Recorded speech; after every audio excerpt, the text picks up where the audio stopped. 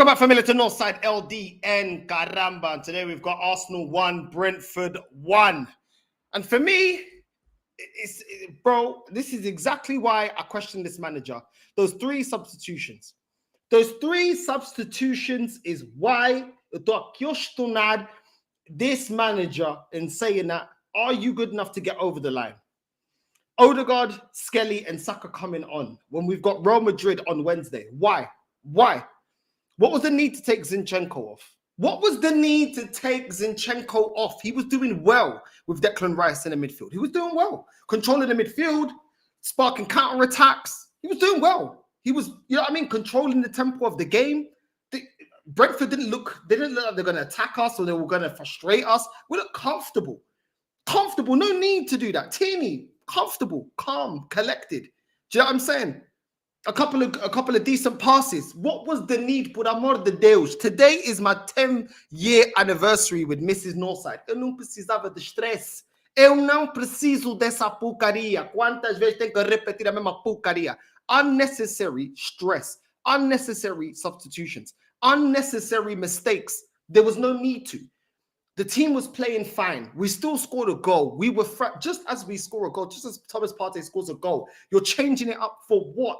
With players that some of them should be rotated. Skelly should be rested. We got Real Madrid, por amor de Deus. Deixa o gajo no banco. Deixa o gajo no banco. Leave him on the bench, pa. Porra! Leave him on the bench. What is the need to play him? We're doing fine. Tini's doing fine. Are you going to start Tini against Real Madrid on Wednesday? No, you're not. Puta que pariu, bro. Leave him on the bench. There's no need. Just let Tini play the whole game. You're not using him against Real Madrid. So why play him? Why? For what reason? Saka, bench him as well. We just come back from injury. Bench him. We need him against Real Madrid. Bench him. Por amor de Deus, there's no reason. Was Ethan amazing today? Wasn't amazing today. We're going to get into certain things I didn't like about Ethan today. I felt like he was taking too many touches in too many situations. But bro, are you going to start Ethan against Real Madrid? Probably not. So just you're clearly playing Saka now that he's available. Bro, if you want to bring Saka on, bring him in for the last 10 minutes. Manage the game that way. 60th minute, already making changes. Por amor de Deus, mas que estamos a fazer aqui? For what reason? For what reason? Rest Saka. Não acredito. Não entendo. What did Odegaard do? You take off Zinchenko to bring Odegaard. Please me explica só. What did that flipping Ellen DeGenerate looking field? What did he bring to the team today? Mais jogo a jogar uma merda. What did he bring to the team today? I'm not going to flip out, yeah, because at the end of the day, yeah, I just wanted the good momentum to continue. The good momentum to continue so that we got, absolute confidence going into the Real Madrid game. The team is, another win, and you just continue the momentum. We're looking good, another win, and we go into the Real Madrid game thinking, okay, we got a 3-0 lead. The team is confident. Cool. Vamos nessa, então. Vamos nessa. Instead, we're there allowing them to get back into the game. A Brentford team that was doing nothing, wasn't frustrating us, wasn't doing anything. We were offering nothing.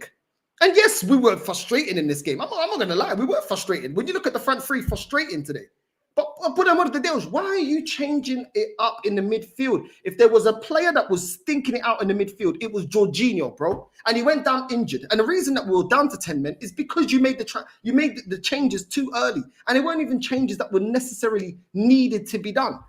Odegaard didn't need to come on from Zinchenko. Zinchenko wasn't having a bad game. O gajo estava a jogar bola. He was controlling the middle of the pitch. What was the need? What was the need? Taking off Ethan and bringing Saka, but was already 1-0 down. There's no need. If they equalize 1-1, then cool. I can understand why you might bring Saka. But at the same time, I can understand why you don't. Because we got Real Madrid on Wednesday. But one of the coisas básicas que esse gajo não sabe. This is why I call him the Spanish Borat. This is why I call him the Spanish Costa del Raider, Enrique Iglesias. Because of decisions like this. This is the thing that I look at you and say, are you elite? Are you a manager that knows how to make in-game management, in-game substitutions to make the team better? Name me one substitution today that improved the team. Because Odegaard didn't improve the team. He was getting bossed and bullied around the pitch. Vamos ser sincero. Listen, I ain't going to completely flip out, yeah? But at the same time, this is why I question you. Because what did you see about that game that you said, you know what, we need Odegaard? Do you know what, yeah? Let's bring on... Why? Why? We looked all over the place. We were struggling to create opportunities. Before Odegaard, flipping Declan Rice was creating opportunities. Declan Rice could have scored goals. Zinchenko was doing this thing. We was getting Martinelli in dangerous positions. We was getting Ethan in dangerous positions. And as soon as Odegaard comes in, what are we doing? We look all over the place. We got Trossard in dangerous positions. Yes, they missed a lot of opportunities. But we were creating opportunities. We were defending well. The midfield was actually protecting the backline. Odegaard comes on and we're getting bossed. He's getting bullied. The midfield is getting exposed. Our left backs, our full-backs are getting exposed. Mas que tipo de porcaria é essa, pá? Esse gajo não tem... Esse gajo é mesmo estúpido. Esse gajo não tem... Ele não tem conhecimento do jogo. Não sabe como é que um treinador se controla o jogo. Esse gajo é mesmo um pateta, um palhaço, um filho da puta, um marica da merda. At the end of the day, yeah, the only thing saving, we better win the Champions. Eu não quero saber de nenhuma porcaria, bro. We better win the Champions League. If we don't win the Champions League, rua. Não quero ouvir mais nenhuma porcaria de desculpas of, excusing this, excusing that, because of this, because of that. Wait, you better win, bro. And I don't want to see this type of in-game manager. If this manager does the same old this crap here against Real Madrid, you best believe they're getting back into the draw. And even if they get 3 goals, and we go to pens. Let's say we go to pens. How many penalty specialists have we got in this team? Do you trust this team in penalties? It was completely unnecessary. Completely unnecessary. If there was a player that needed to come off, Jorginho, arguably Trossard, he was rubbish as well. Do you know what I'm saying? Trossard to come off, Jorginho to come off. They were the 2 worst players today. They were the 2 worst. Instead, you're doing this nonsense. It's a joke. I don't get this manager, bro. And this is the thing, yeah? He does a lot of things good, but these are the moments where I'm looking at you like, this is why I don't see you. I see you a manager good enough to contend. I don't see you as a manager good enough to get over the line. This is why. Games like this, jogos assim, é porque eu não tenho paciência e eu não acredito nesse treinador. This is why I don't believe in him. This is why, bro. This is why. If you ever wanted a game to be an example as to why I don't trust him, is like this. And if you think that this is the only game he's done this kind of in-game management where he's cost us points, bro, I don't even know what to say. I don't even know what to say. I'm here with my sangria. I'm chilling. I'm in Luxembourg at the moment. I'm in Luxembourg. I'm in Luxembourg. See some family, as you can see. My 10-year anniversary with Miss Northside. You know what I'm saying? I'm not gonna get angry, bro. I'm gonna celebrate 10 years of being in a relationship through the ups and downs. We're still here. You know what I'm saying? Unlike Arteta, I get the job done. And this is what it is, bro. Like, I'm not gonna start flipping out, but bro, this is I just don't understand it. I don't understand the substitutions. I don't understand why you needed to change it up the way that you did. I don't get it, bro. You know what I'm saying? I don't get it. I would have liked certain players to be rested today. Rice, Partey, we're going to need them against Real Madrid. Cool, but we was already in front. You know what I mean? Saliba, to be fair, I wanted him to be rested because really and truly, we've got nothing to play for in the Premier League. But bro, when you're in a winning position, don't fuck it up. Don't fuck it up. I know we're not going to win the league. It's already done. We all know that. This is why everyone's getting very excited for the Champions League. It is what it is. But bro, porra, eu tô cansado dessa merda, bro. Eu já tô cansado de ver a mesma porcaria. Let's get into the highlights of the game, bro, because I already had enough just talking about. Let's get into the highlights. Ethan, for me today, Ethan with a chance, bro. He had way too many touches, had a chance at the edge of the box, of the Brentford box, and he's taken too many touches. Normally, Ethan, he'll take a touch and then he'll kick it straight away. Taking way too many touches. Too many opportunities Ethan had today. Taking too many touches. I ain't gonna cook him because he's a young player. I do expect from young players inconsistencies. That's just what you get with young players. Let's just keep it real. But at the same time, you get into goal scoring opportunities. Ethan, strike it. Taking way too many touches. And he just let that chance go by. Martinelli and Partey crossing to nobody. Cross not even reaching their man. I think some of their crossing today was really bad, especially Martinelli.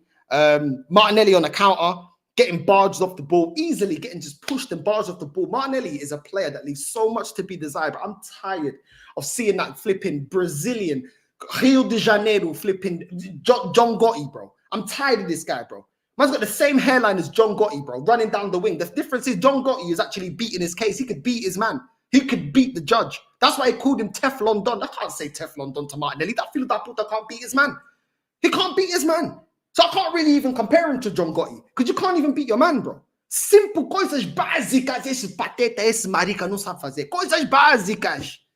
I mean, bro, I don't get it with Martinelli, bro. You either don't shoot on target, or if you shoot on target straight at goal, you can't beat your man. Frustrating, bro. This guy is mad frustrating, bro. The only I've been saying this, the only thing saving this Filho da Puta is the fact that he's got a Brazilian passport. That is it, bro. That is it. You know what I'm saying? That is it. That is it. The Caperinha, this guy, yeah, is the Caperinha flipping John Travolta, bro. That's what he is on the left-hand side. The Caperinha John Travolta, bro. The Costa del Rio de Janeiro flipping John Gotti, bro. I'm tired, bro. I'm tired of seeing Martinelli missing opportunities, bro. Every single time I see that dickhead Duke Nukem hairstyle, that fucking action man hairstyle, bro, I am tired of it, bro. Beat your man. Arranca bola, pa. Shoot a bola, pa. For this... I'm not even gonna let this guy get me heated, bro. I ain't gonna let. I don't care, bro. It's my anniversary. I don't care. I'm not gonna let this guy get me vexed in it. I don't care no more. Every time I look at flipping Martinelli on the wing, I'm like, yo, beat your man. Make the right pass. The guy can't do it, bro. Looking like a 23-year-old flipping situation from Jersey Shore, bro. Do you know what I'm saying? Man's hair top looking like flipping, looking like the Bahamas, bro. How's your hairline looking like the fucking Bahamas? Looking like the Gibraltar Rock on top of your flipping hairline. Bro, sort your hairline out, sort your football out. Toca inside the vela mesma porcaria, pá. Tá jogando jogo. This guy's been playing football for time. Esse gajo tá jogando futebol há muito tempo. Coisas básicas. Tô cansado. Let's move to the next one. Tô cansado. Ethan on the counter. You know what I'm saying? Being pushed off the ball too easily as well. Ethan needs to bulk up. If he's going to play in the right wing, I've been saying it. Ethan is more effective as a 10. He's a 10. He's not a winger. There's attributes about Ethan that I just don't believe he has. I'm just going to keep it real. There's attributes that he doesn't have. Yeah? He's not strong enough to bounce the defender off of him. Not strong enough. His crossing leaves a lot to be desired. This is why he's got more attributes to play as a number 10. Quick at making decisions. Yeah? His passing is decent. His crossing ain't that great. The through ball is calm. The passing is calm. The shooting is calm. The anticipation and the way he reacts in the final third, good. But when you put him on the wing, sorry, barges off the ball too much. The crossing doesn't ever get to his man. Do you know what I'm saying? Most of the time. He made 1 or 2 good crosses, but overall, the crossing isn't good enough from Ethan. Let's just keep it real, bro. The crossing ain't good enough from Ethan. I don't believe Ethan has the attributes to play as a right winger. Even when you're looking at pace, yeah? He doesn't have that proper explosive pace that you just leave the winger on the dot. He's quick, yeah? But there's one thing being agile and there's one thing being quick off the mark and able to beat a man off the mark. That's the difference. And I don't think that Ethan's got those attributes, bro. I don't. Does that mean that I don't think he's good? Of course I rate Ethan. I think he's a very good footballer. Just because you're a good footballer in one position doesn't mean that you can play other positions. I liked Aubameyang as a striker. I didn't like Aubameyang as much as a winger. His attributes served more from being a striker in the box, waiting for the final ball and putting it in the back of the net. That's what it is. So I don't want no Filho da Puta crying, já tá criticando o miúdo, porque você não deixa o miúdo, sempre em cima do miúdo. Stop. I don't need no crying, innit? But I'm under that, I don't need no crying. So that's what I'm saying, innit? Yeah, I'm saying, I think Lee raided. Big up to Lee, bro. Big up to Lee and everyone that joined from Lee Gunner. Big up. Where's my Capidilla? No Maggie's out here. Capidilla, bro. Yeah, you know I mean, or is it? No. Is it? Was it? I can't remember. I need to go get the ball. I can't even remember. But it is what it is. Declan Rice today. Great performances as well from Declan Rice today. But yeah, man. Saliba, ball into Martinelli in the box. Saliba, at halftime, created more opportunities than every other player on the pitch, bro. What does that tell you? What does that tell you, bro? Saliba with an absolutely great cross into Martinelli. Controls it. What does Martinelli do? Smack it straight at the goal, straight at the defender. Straight at the defender, bro. All you had to do is take a touch to get away from the defender, take a touch to the right, and then slot it bottom corner. That's all you had to do. But do you think this guy's got a brain cell? Do you think this guy has any composure in the box? He just smashes it every single time, bro. Rubbish. The Brazilian Garnacho. Rubbish, bro. Rubbish. I'm sick and tired of seeing Martinelli, bro. How can Saliba give it to you on a plate, bro? This guy, he doesn't put his head, he doesn't read, he doesn't see who's in the box. None of that, bro. The guy just smashes it first time, bro. Yeah, I mean, might as well call him Wreck-It Ralph. Martinelli leaves so much to be desired. I don't want to hear nobody defending this guy, bro. Shocking from flipping Martinelli, bro. Especially when Saliba got you straight through on goal. 1v1 with the goalkeeper, bro. Man takes so many touches and takes so long to release the shot The defenders get in his way, bro. Rubbish, man. Rubbish. Rice with a couple of good step overs. You know what I mean? His shot gets saved. It is what it is. Rice was making some good runs. You know, and obviously got the assist for the goal. And we'll get into that. But that was the first half. Second half, Jorginho, this guy was getting cooked, bro. Do you know what I'm saying? These flipping Domeo sauce looking Papa John's fiddle that boot are getting cooked all this time, bro. Do you know what I'm saying? This lasagna Jorginho, bro, sliding all over the place, tripping over the ball, sliding over the ball. Get this fiddle that boot to Jersey Shore, bro. Do you know what I'm saying? Get him, bro. I'm tired of this guy, bro. I am tired of this guy, bro. Send him to Sicily. Send him to Napoli. I don't know, bro. Take this guy to the trenches because clearly he's not hungry enough. I know you're in the final part of your career, yeah, but so is Partey. Look at the difference in performances from Partey and Jorginho, bro. Ship this filo da puta to flipping Naples, bro. Take him to the trenches of Napoli and drop him off, yeah, with all his jewelry, all his money, and say, if you manage to get back to the flipping airport and back to the Emirates with all your shit without getting robbed, you can keep your contract, bro. How about that? Maybe you're hungry then. Yeah, I'm saying, because this guy, I don't know what he's paying for. I don't know what he's playing for. I don't know what he's doing, bro. The guy was getting bossed, getting bodied all over the pitch, bro. This guy has been finished. This is why I didn't want him here. This is why I didn't want Jorginho here. But man told me I was going to bring the winning mentality. Winning mentality. You telling me that Jorginho's got more winning mentality than everybody else on this pitch and in this team? Meu Deus.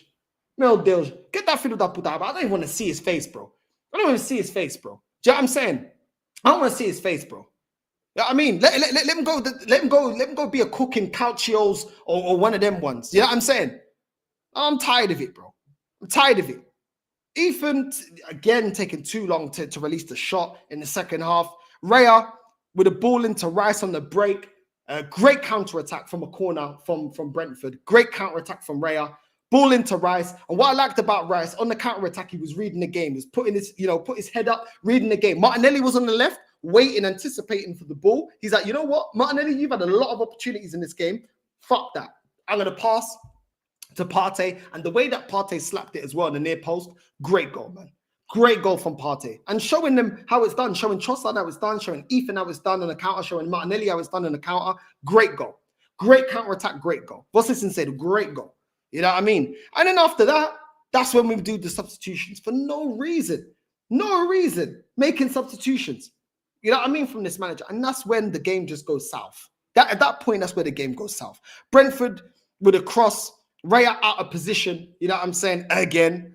You know what I mean? And then for their goal, Saliba letting him header it across the goal.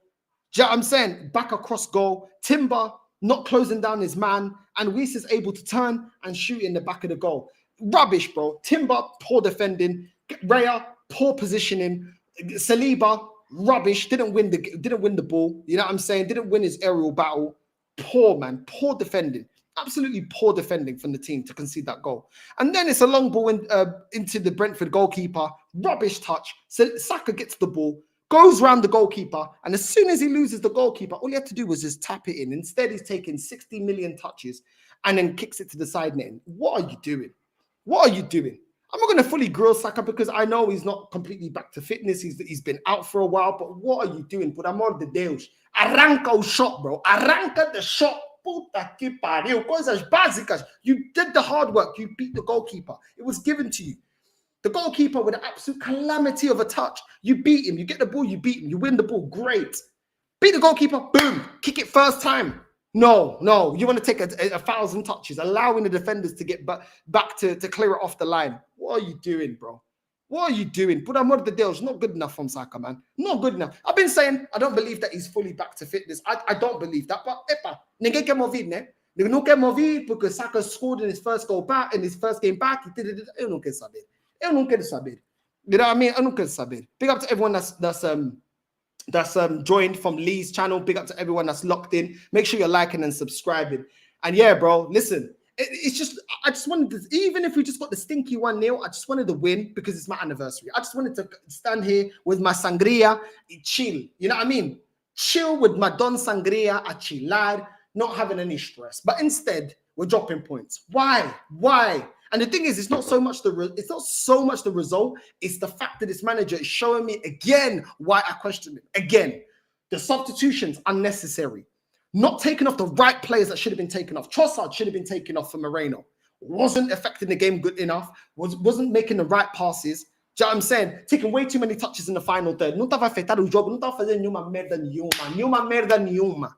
Jorginho not doing anything to contribute to the team. Wasn't winning the ball back, wasn't setting up, wasn't creating anything, wasn't doing anything. Those are the players that should have been subbed off. And this is why I say that this palhaço da merda, this Joey from Friends, I told you that Arteta, this is why I don't trust you. And until you win me a major honor, I ain't trusting you, bro. I'm not trusting you. I'm not trusting you. You do too many things that are stupid, bro. Pure stupidity. No need for it. I don't know, man. Martinelli falling over the ball. You know what I mean? In the Brentford box. Like, Martinelli again getting in goal scoring opportunity, falling over the ball. Jorginho falling over the ball. What are we doing here, man? What are we doing? Bro, these man... And yet, these men don't get subbed off. These men don't get subbed off. You know what I mean? Saka with a shot, and it just goes wide, and that ends the game. It is what it is. Ultimately, we're not going to win the league. It is what it is. And I'm just tired, bro. I'm just tired. You know what I mean? Today, I'm going out to celebrate my anniversary. I ain't going to be thinking about these, man. You know what I'm saying? I'm going to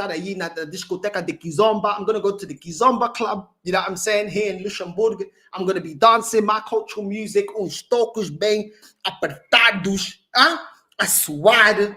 Dancing like this with my girl. Dancing. Appreciating my life. Because you know what? Yeah, life is short. And I'm not going to allow all the time Arsenal to piss me off. Because at the end of the day, life is bigger than that. Do you know what I'm saying? I'm going to be doing my little tarashinha, arrosado. Hey, shit.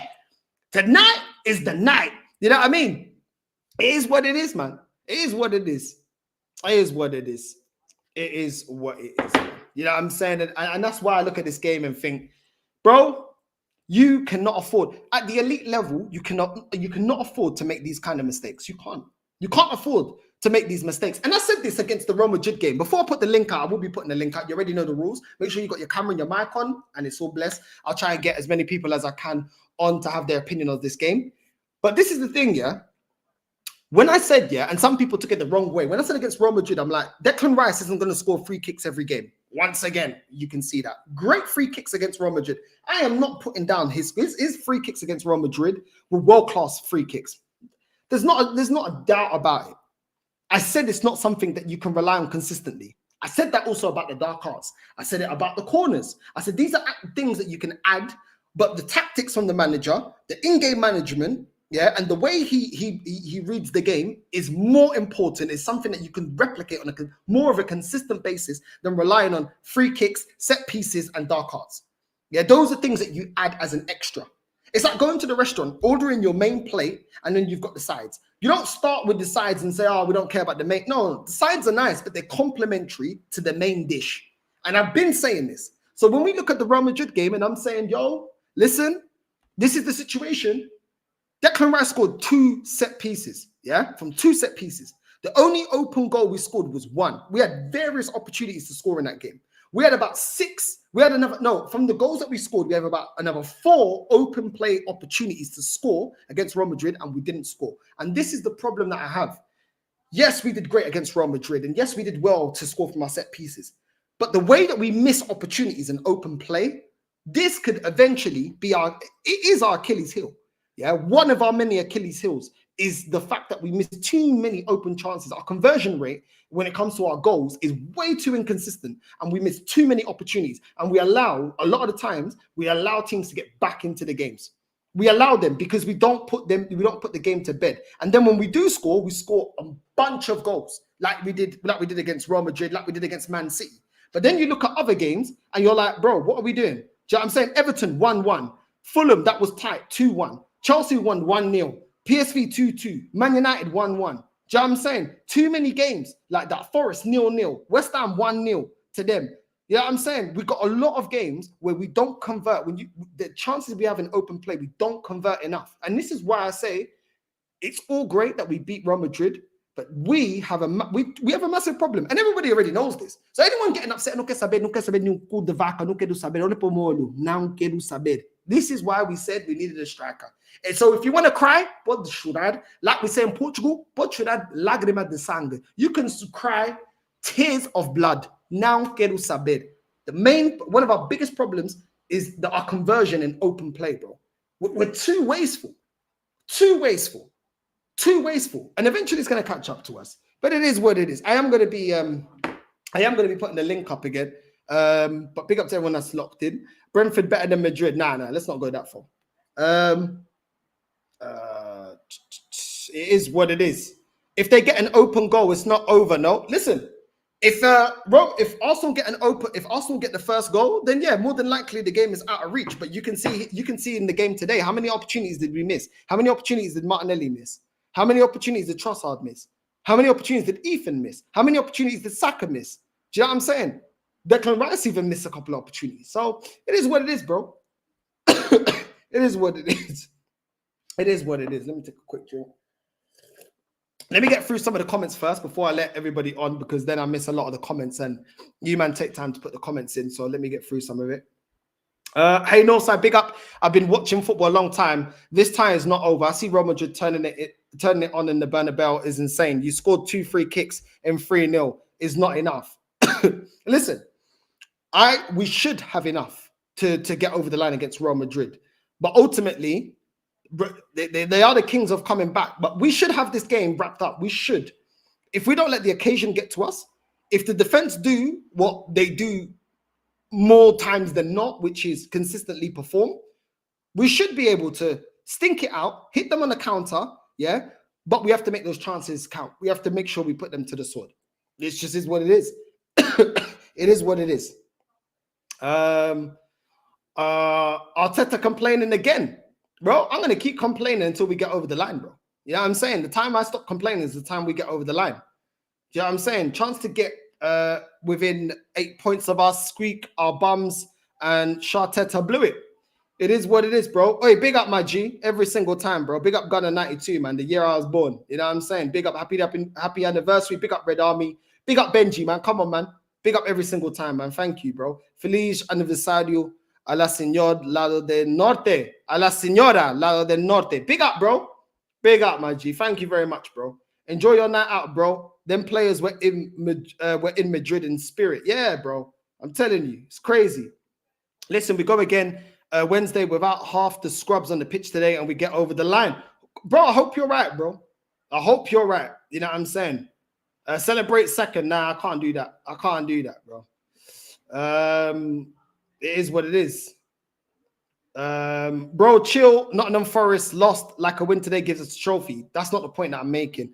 The point that I'm making is called momentum, and momentum in football is important. So, yeah, if you don't agree with that, then it is what it is, isn't it? It is, bro. Tem que falar assim. Tem que falar assim porque esses gajos não entendem. Look, bro, I'm still speaking in English. These men still don't understand, bro. I'm telling you, bro.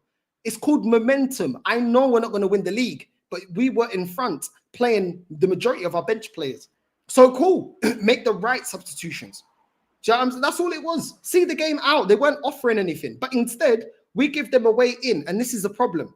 But people overlook it the same way they overlooked when we said we needed a striker, and then eventually they realize why we said that. It is what it is. You know what I mean? Arsenal are so inconsistent. It's unbelievable. Bro, this is why we say what we say, bro. You know what I'm saying? Arteta will cost us. He's baffling. He could not wait to bring his faves on for no given reason. Bro, it's true, bro. We'll not be on Lee Emergency stream tonight. I don't think I'll be able to, bro, because I need to get to the club. Over here, I'm an hour ahead. So at the moment, it's 9:44. So I'm an hour ahead, unfortunately. But yeah, man, I'll see. Bro, Luxembourg is really nice, bro. I can't even lie. Luxembourg is a really clean, nice, polite. I've not run into no forms of racism out here. I ain't gone into no discrimination. I see why there's a lot of Cape Verdeans out here. Luxembourg is very nice, bro. Very, very nice. And if you know how to dance Kizomba, Semba, and all that, if you're Angolan and Portuguese, oh, big up Lee, man. Oh, big up, Mild. Big up, bro. Big up every single time, bro. Love for the raid as well, man. Do you know what I'm saying?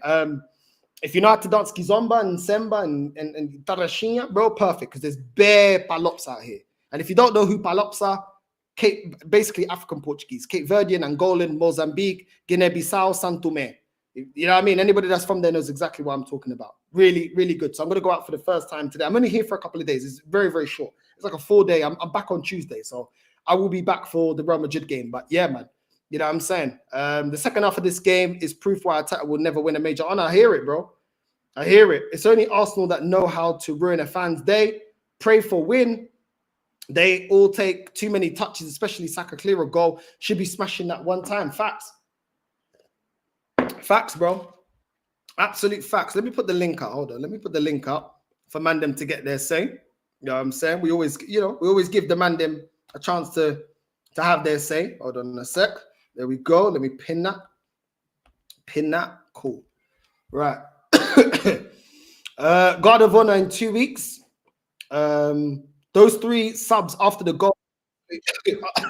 Absolute joke. What's this? A big up to everyone that's joined in from Lee's channel, man. If he was any good, he wouldn't have got injured. What's this here? Don't worry. Bigger fish to fry. If Forest won both last games, Everton and Villa, Arsenal were third. It's crazy, bro. It's crazy. Pray for Arsenal. Arteta was so bored, so substitutions is a must. I hear it, bro. I hear it, bro. I hear it. It's just frustrating, bro. Jorginho slows down the attack. He plays left to right, mate. No forward thinking. None. The one attribute that Jorginho had is he could actually pick a pass. I don't expect him to have legs, yeah. His legs are done out here. Do you know what I'm saying? He doesn't have that speed. But one thing, yeah, that I rate of players when they get older, like Pirlo, you know what I'm saying? Like Yaya Toure, all these other players, because they're intelligent, Scholes, Giggs, because they're intelligent players, yeah, they can still dictate play and still dictate the game because they will always rely on first and foremost on the way that they read the game. And this is why speed merchants like Gallagher, speed merchants like Martinelli, speed merchants like Garnacho, I don't rate you because you don't think about what you're doing. You get yourselves into good positions and then you don't think about what you're supposed to do. If you spot a run, if you spot the pass, if you can see what to do on the break. Like, look at Declan Rice today. If he passed, you best believe, if Declan Rice passed that ball to Martinelli, he misses that. He misses that. You can't tell me with the opportunities he missed today. On the break, he passed to Martinelli because there was still a defender that was in touching distance of Martinelli with the counter-attack for Partey's goal. If he passed it to Martinelli, we don't score that. He passed it to Partey and he scores it. That's the difference. Too many brain-dead footballers, bro. Too many brain-dead footballers in this game. And Martinelli's one of them and Jorginho's one of them, bro. Because, bro, this guy's rubbish, bro. Jorginho's injured. So what, the guy wasn't going to start against Madrid. That's why he got a game today. He's shit. Yeah, he's rubbish, man. He's absolutely rubbish. I'm going to let the panel on now. Big up to everyone that's locked in. I tried to get through as many comments as I can because I do appreciate that. And it is something I'm trying to work on, getting through more comments. Because as soon as I get everybody else on, I know everyone wants to talk and it's harder to get through the comments. Big up to Devante, bro. Parabéns. Com 10 anos, meu irmão. Come on, big up, bro. The man them are learning Portuguese out here. Man, like Rosetta Stone Devante in that. You know what I mean? Come on, bro. They say all I do is be toxic and negative. Bro, I was helping the man them learn Portuguese and that. You know what I mean? So big up to all the kind comments and stuff like that, man. But let me let the panel on anyway. Big up to everyone that's locked in. What are you, man, telling me? Yo, what are you not saying? I've got one question, yeah? How did you make it 10 years? That's the question. How did you make it 10 years? That question is wild. That question is wild. Yeah, I prefer not to speak. I prefer not to speak. No. Let me guess. She trusted the process. Like Mourinho said about Arsenal fans, they cry in the morning, they cry in the evening. This is their heritage. They like to cry. That's it, bro. Blink if you need help. But yeah, listen. I'm just gonna go. A big up to the panel, of course. Big up to the chat, man. Listen, what did we learn today? Absolutely nothing. We played the same way. We missed the same chances that we missed at Real Madrid. The same way. But today we created more with Zinchenko in that midfield. Odegaard slows everything down and gets all the players back. Today, bro, they were stacked in midfield, and they played a dirty low block. Bro, I'll be real. They played very well. Brentford played to a certain. They had a certain plan, and they stuck to it, and it got them a draw. Unnecessary substitutions. I mean, why didn't you take off Nelly, Trossard, Jorginho? These players that were bad. Why are you bringing on Skelly? A lot of things that you already said as well, man. Bro, listen, we created. I feel like that was our best midfield. I feel like we created a lot of chances. I was enjoying the midfield before Odegaard. I was. I'm just feeling like Odegaard is making us more slow and more predictable. Today, we played from both flanks, something we don't usually see, right? We had 17 touches in the box. Guess how many shots on target, man, then? 2. Boss, what are you doing, bro? 2. Madness. Do you know what I'm saying? Madness. 17 touches in the box, bro. But we played from both flanks. Why? It's due to Zinchenko. Even Rice was doing his thing. I didn't know he got step overs in. I don't know what Rice. I don't know. It's a mad thing. Like Rice, he must be watching the emergency stream. He must be watching the emergency stream, bro. Because he's doing the step overs and everything, man. Man turned into Ronaldinho today. He played very well, though. He played very well. Listen, Devante, I'll be real, yeah. Rice is not I'm not a big fan of Rice as a number 8. Do you know what I'm saying? But today, I feel like he played well. And we created from both flanks. That's the main thing. But again, as soon as Odegaard came on the pitch, how many chances do you think we created? Obviously, the second one doesn't count because the goalkeeper fucked up. You know what I'm saying? But I'm talking about, it was one chance. It was Saka's shot. That's about it. He couldn't progress the ball. Bro. He was getting barged off the ball, Rashid. He was getting, bro, he could not pray for a press. Yeah. And he's so unaware of his surrounding, Rashid, yeah, that every time he takes a touch, yeah, he has to take a touch with space because he doesn't understand that if you see your man, if you turn, yeah, your head and you see that there's a player there, you turn him wherever he's more committed. If he's more committed to your right-hand side, if you just turn the ball to the left, you buy yourself more time because you've just opened up space. He has no ability to understand that. Your first touch can open up space. You don't need so many touches. The more you play touches, the more the player can close you down and close down the angle to which you can play. And he's closing you down. But he doesn't understand that, bro. This he's shit, bro. I'm telling you, I'd love to see him, yeah, in Power League, bro. He would get bodied against the cage, bro. He would get bodied. He probably would get bodied, bro. He gets barged off the ball. Yeah, he does that as well. But the thing is, the worrying thing is about Odegaard is that he's not leaving that starting lineup. He's gonna play. He's gonna continue playing in that starting lineup, and he's gonna cost man at some point against Real Madrid. Like you said, bro. Hey, we scored 2 set pieces. We missed the others the same way we missed the chances today. The same thing, nothing changed. Same game plan, same way, bro. Arteta, he cost us the game today. He did cost us the game because it was going perfectly. It was going towards a 1-0 win. Everybody goes happy, you know what I'm saying? We got the 3 points and we move on to Real Madrid with a better, you know what I'm saying? Better kind of like morale, better kind of like, yeah, you know what I'm saying? Feeling. But it is what it is, man. It is what it is. It's not like we haven't been here. Yeah, it's mad, bro. It's mad. Devante, what'd you make of the game, bro? Well, first of all, I learned Portuguese from Duolingo, so I've been practicing. That's I had to address that. But fair enough. The game I didn't watch because my family was at the crib, you know, so I didn't watch. But I'm just gonna keep it at this: if they lose Wednesday, I coming for all of them, bro, because you cannot listen. I get it that it's Real Madrid. I get the Bernabeu is one of the toughest places in the world to play for any team, regardless if you're Barcelona or the City. Tough.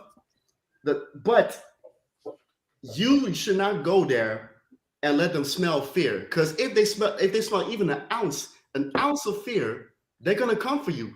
And if they score an early goal, it's finished. It's finished.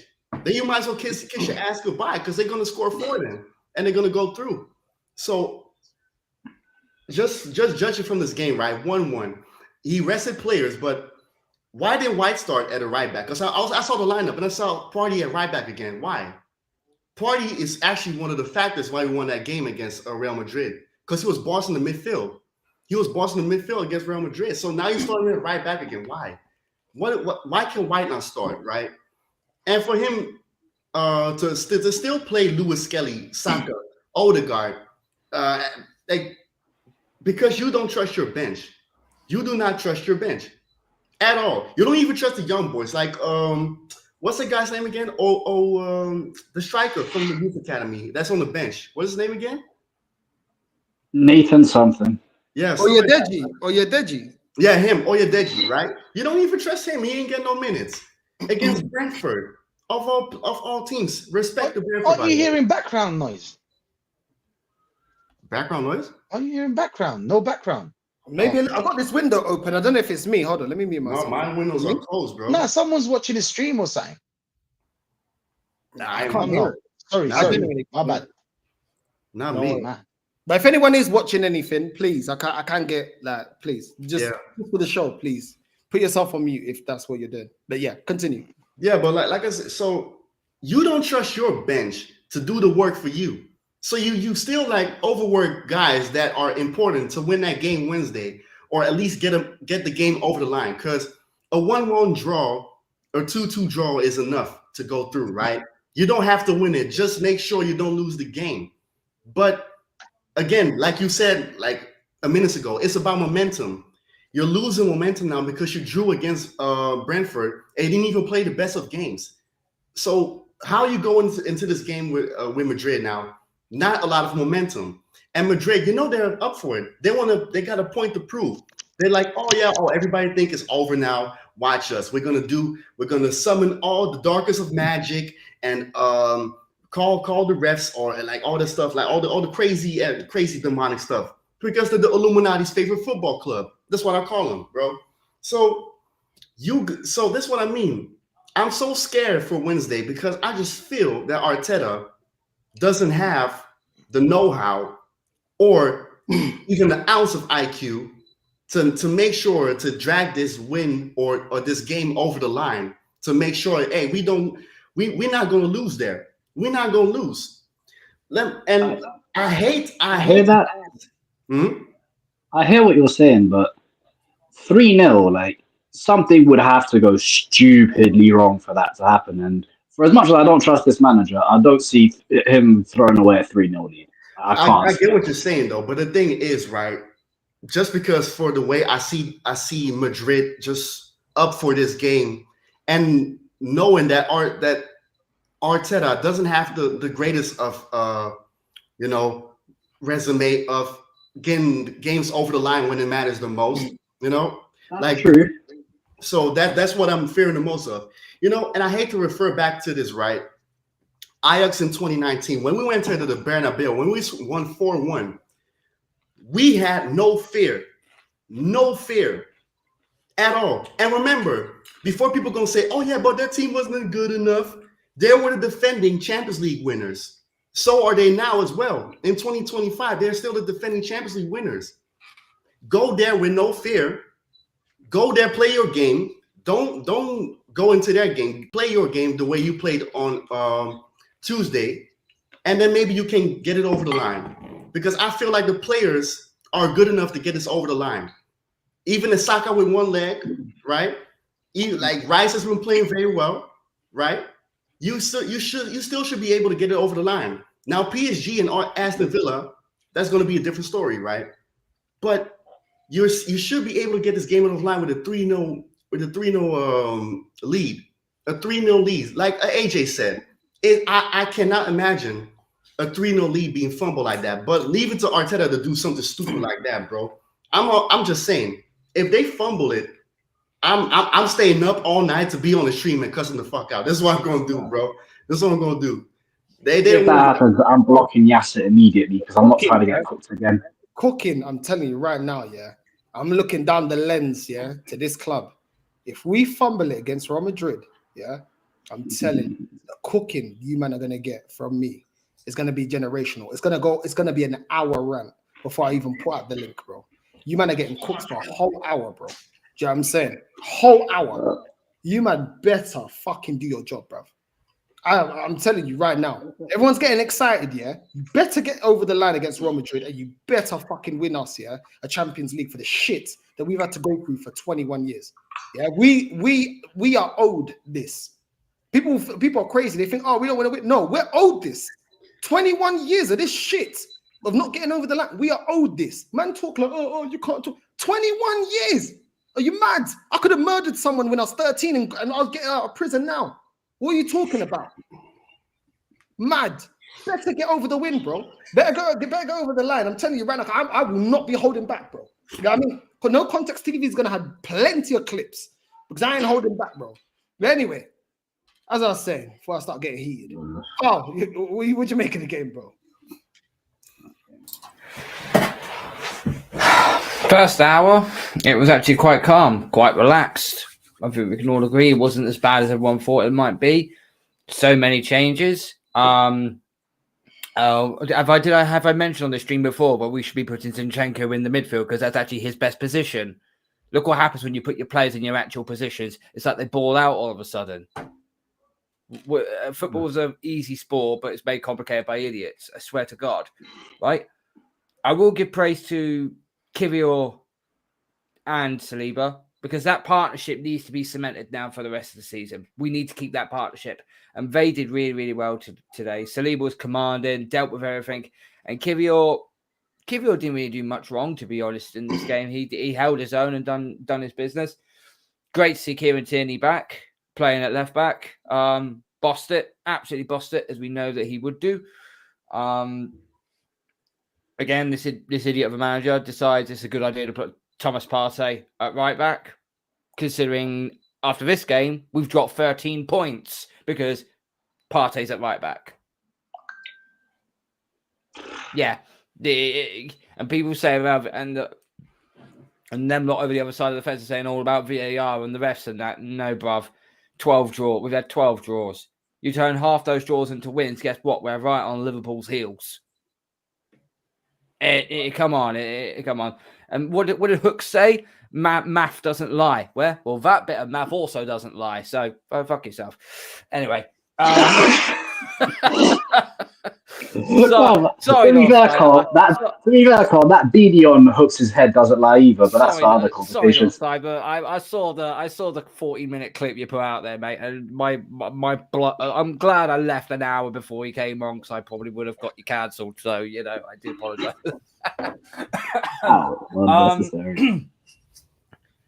But here's what I don't get, guys. We're playing really well. The midfield is going good. Martinelli had a bit of an average game, not his best. Trossard was awful. I didn't think Trossard had a good game at all today. He's not a false number 9. He's not a striker. So why the bloody hell you're putting him there? I still don't see why we can't put the 22-year-old Odegaard playing in there. I don't understand it. I don't know what Arteta'S victim complex is of why he won't put that 22-year-old in there, but whatever. Ethan was decent today, a lot better than his previous starts. But what I don't understand is, guys, is that after Partey's goal, which, by the way, that's like our first counter-attacking goal since, 5-1 demolition against Man City? Counter-attacking on the transition? Because that was just a throw out from Raya, a pass from Rice, and Partey runs in and absolutely slaps it. And then literally a minute. Do you know how many goals, Carl, we've missed because of that? Usually we get the ball, we play the slow pass, and then everybody goes back to their original positions. That's what happened all season. You know how many chances we had to counter? A lot. But sorry to cut you off. No, that's fine. He made a very good point there. He made substitutions. Now, the whole point of in-game management is you do make substitutions, right? But you make like 1, maybe 2 at most. Because what you want to do is you take tired legs off, you put fresh legs on, but you also want to keep the balance of the team at the same time as well. He made 3 substitutions in one go. Odegaard, Odegaard came, hang on, let me just do it. Who was it came off? I know Odegaard came on. Hang on. Just have a look. Odegaard, Saka and Skelly for Ranieri. Ranieri came off. Tierney came off. Yeah, and that completely upset the balance. You didn't need to play Miles Lewis-Skelly today. You didn't need to. Kieran Tierney was doing the job on his own, playing for the full 90 minutes. I just didn't understand it. Why and putting Odegaard in? Bruv, he came on for 28 minutes and he done jack and shit. He done jack and shit. What does he do? Because anybody in the chat who is an Odegaard fan, tell me what he does so well that you actually praise him for. Because I can't find it on the back of a fucking milk carton. What he does, it's so awful. He's an awful player. He's being carried. Second half, Saliba created more than him. Declan Rice has been creating more than him. That's crazy. You know what I'm saying? That's a reality, bro. The other game, what was it? The other game, I saw Ethan creating more than him. and he's playing out of position. Do you know what I mean? Like Thomas Partey, I see Thomas Partey this season creating more than Odegaard. Like these are the players that are creating more than this guy. And people, are talking about, creative spark. We carried him against Real Madrid. They don't want to talk about it. We carried you. You didn't do anything. You didn't warrant staying on the pitch. We've been carrying this guy. But also once Saka returns, he'll go back to his old form again. Well, Saka's played for a number of games now, and Odegaard is still bad. Now, what's the excuse this time? He goes hiding every single time. Saliba was running out with the ball. Rice was running out the ball. Zinchenko. This is why you should be playing Zinchenko in the midfield, because he actually played really damn decently. If I'm looking at this right now as a manager, if you don't want to play Ethan because he may be too young or he's not ready for the big lights at the Bernabeu, put Zinchenko in the 10. It can't be any worse. Put Rice, Partey, Zilly. Although saying that, Odegaard's just now come out with us saying the Partey's now a doubt for the fucking Real Madrid game. Well done, you fucking moron. Oh, great job. You're kidding me, right? Playing Grandpa Partey on the right. Madness. Playing Grandpa Partey. You know he's going to get injured. Come on. He was sprinting the whole game. He's not no Timber. He's not with the Ben White. But Ben White apparently is injured as well. Do you know what I'm saying? I can't lie. Of course that African uncle had to get a stitch. When I saw him You sprint, get me? You know why Odegaard? Do you know why they love Odegaard, bro? It's because he played well 2 years ago. So they'll hope that he'll play well this year or the next year, and we'll keep on hoping until he clicks. That's what we do with managers, with players. Until we get another number 10, that's when they accept, where players are at. Until we get another number 10 that has clout. The problem with Ethan, he doesn't have the clout in it. So they're not going to back him. Like they were all gassed about Calafiori till Skelly was, you couldn't really question his performances. Yeah, but they were on the Calafiori train. You best believe if this guy was fit all season, they would have been wrong and strong with Calafiori. And if Calafiori is playing up against Real Madrid, we don't win that game. I genuinely believe we don't win that game. He would have put us in stupid situations. The occasion would have got to him. He would have allowed Rodrigo in behind, and Real Madrid would have created a lot more opportunities. Until we get somebody that actually has some clout, then Odegaard, because Ethan doesn't have enough games in his natural position, to keep this guy benched. And when the manager saw, that everyone was calling for Ethan, he stopped playing him when he was available because Odegaard was available then. So then he stopped benching him. And as soon as he was out of the cups, he stopped playing him. And because Odegaard had 1-2 decent games, he then, but we need Odegaard, our creative spark, this, and that. It's all bullshit, bro. Yeah, it's all bullshit. Like this fan base only see the light when they get a new player. Like if we got VIDS, the raw feelings about Odegaard would come to light. Do you know what I mean? Look at with Zinchenko, they only accepted it about Zinchenko when we went out and got Calafiori. Then now we got Skelly. Now they don't give a shit about Zinchenko. But this wasn't the energy they had when he was first here. You know what I mean? and Ramsdale. But this is the thing, though. The amount of love they got for Odegaard, it's gonna be a bit like the what's it called?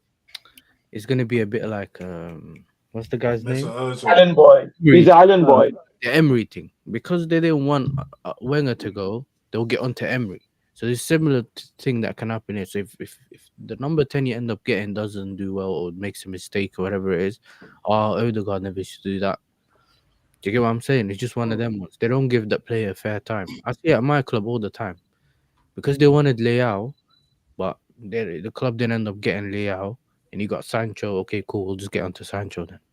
Do you know what I mean? It's just that even though he might be a different player, he plays differently, they don't do the same thing. They're now expecting someone who doesn't do that job to do that job because that's the player that they wanted in their mind. That's the thing you're dealing with now. It's like just love for players. It's not really love for the club sometimes. That's how it looks like from the outside, isn't it? But yeah, man.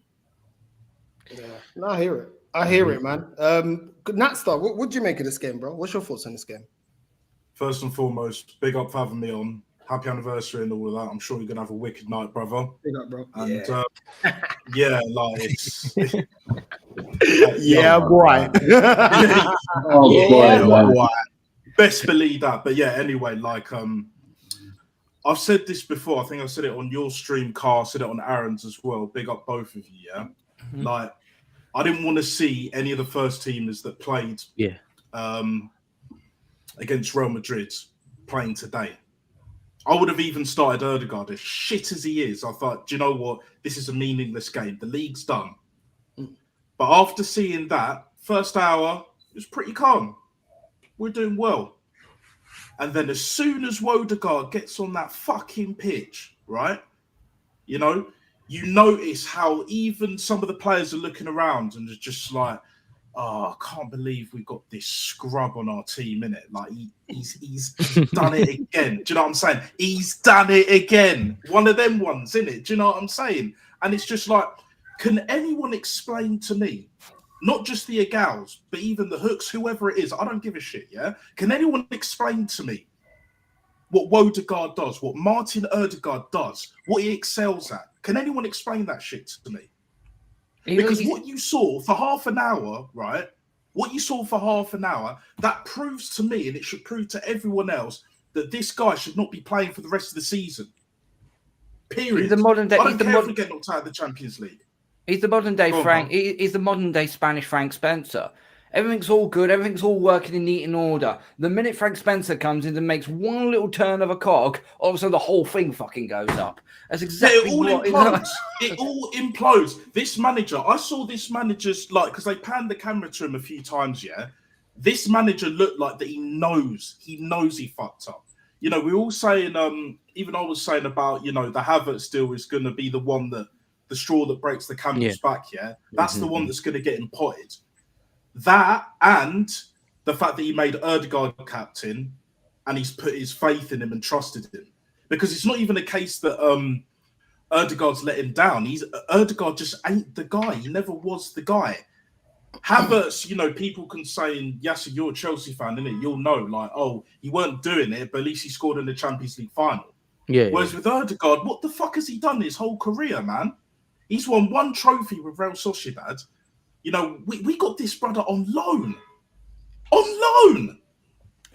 We didn't even buy him until after he had that loan. We make bench players, our main players. That's the problem. No, you know the mistake is. Main guy for Arsenal. You fell in love with a lone player enough. When you fall in love with a lone player, that's sometimes where it goes. But this fan base fall in love with men, bro. In general. Because remember, who was it? It was who was it at the time? Why are you gay? Not gay, but there was two options. Was it Maddison? That same summer, was it Maddison and Odegaard that they were trying to get? Then I'm pretty sure because you had Odegaard before, everyone was leaning towards him. Then they're saying obviously Maddison or whatever at the time.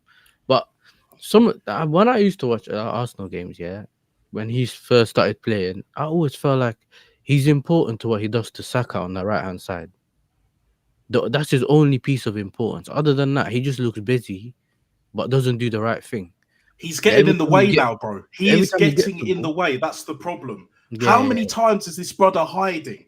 Saka or no Saka, it doesn't matter. We used to say that shit is done, bro. That shit is done. We used to say that. Whenever we have the ball, whether it's Rice, whether it's Partey, whether it's Saliba from deep, whoever has the ball, Odegaard, you see him, he's trying to hide behind 3-4 man, from the opposition.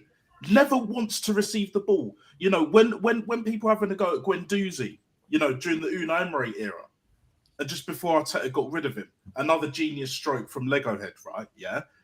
One thing I'll say about Guendouzi is at least he always wanted the ball, even when he was not performing. Even when he had a stinker or two, he always wanted the ball. Odegaard never wants the ball, and this season it's been more apparent than ever before. This guy is nowhere near world class. Have you noticed that? Have you seen his interviews on Sky Sports? Have you seen his interviews on Sky Sports? Why is this dickhead always having interviews on Sky Sports? Before the Real Madrid game, he had an interview on Sky Sports. Then the other day, he had he's doing a sticker book. I'm like, bro, are you special? You go to a special school. Why are you doing sticker book? Fuck the sticker book, bro. Perform on the pitch, bro. Why are we doing stickers? Oh, I got this. I want the shiny one. I'm going to put it on this. I'm going to get the sticker and put it in the sticker book. Are you fucking special, bro? No, bro, I don't give a shit about sticker book, bro. Perform on the pitch, bro. No, but let's be honest, though. And you know what it is, It's this club trying to make us say, he cares so much. Look, he's talking to the club. Fuck the talking. 2 words north side. Two letters north side. PR. That's all it is. Fuck the talking. You see Chris Eubank, If Chris Eubank would all the talking, smashing the egg, bro, if you get laid out, all the talking was for nothing, innit? The game, bro, the night of the fight, all the talking, If you don't deliver, nobody cares, bro. Fuck the talking. Start fucking performing, bro. I hate it. Every single time, yeah, there's a player that's a favorite from Arteta. All of a sudden, you start seeing ESPN, Sky Sports interview. This. I've been seeing this. I ain't even been talking about it much, yeah? Do you know what I'm saying? And I'm just like, bro, why are you... Shut your mouth. Shut your mouth, bro. Do you know what I'm saying? No, I'm tired of this guy, bro. I'm tired He's of had more interviews than 10 out of 10 performances, bro. With the hair spiked up. You know Fuck what I mean? off, man. This guy thinks he's the 90s, bro. Fuck But off, bro. let's be honest on North Side, right? Let's be honest about My Odegaard. parents are aliens. He has over his whole career, and from a young age, he has shown that he doesn't have brains. He went to Madrid at 15 years old, thinking that he already could hang with the big boys instead of going to a club that can work on his game, that can teach him the game. Real Madrid don't care about you. They don't get, like, they want proven players. They want players that can win them shit. You go to Real Madrid at 15 thinking you can already hang with the big boys instead of going to Ajax or a club that can develop you, or Dortmund or something like that. He already showed he never had brains anyway. So why would you think that you go to a club like Madrid, right, that don't develop you at all, right?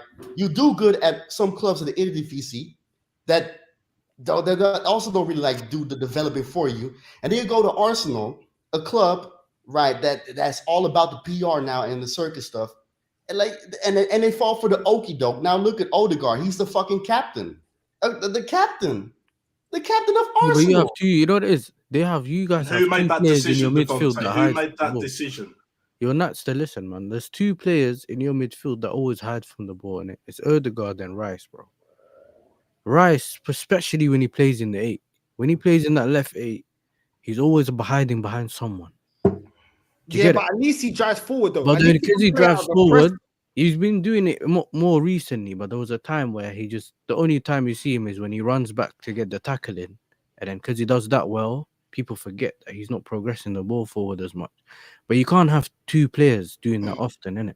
Do you get what I'm saying? But here's the thing, Yasser. Like with Rice, he's been carrying an injury. Like remember, he was out with a broken Yeah. But so a lot of the times he shouldn't have been playing. He done the same in Europe. He done the same. Look, I'm not saying he's a world beater. I'm not saying he's a world beater. I think he's a very good player. Yeah, not same. £100 million worth, even after the 2 through kicks. That's definitely put his value up to 20 million. But it is what it is. But at the same time, right?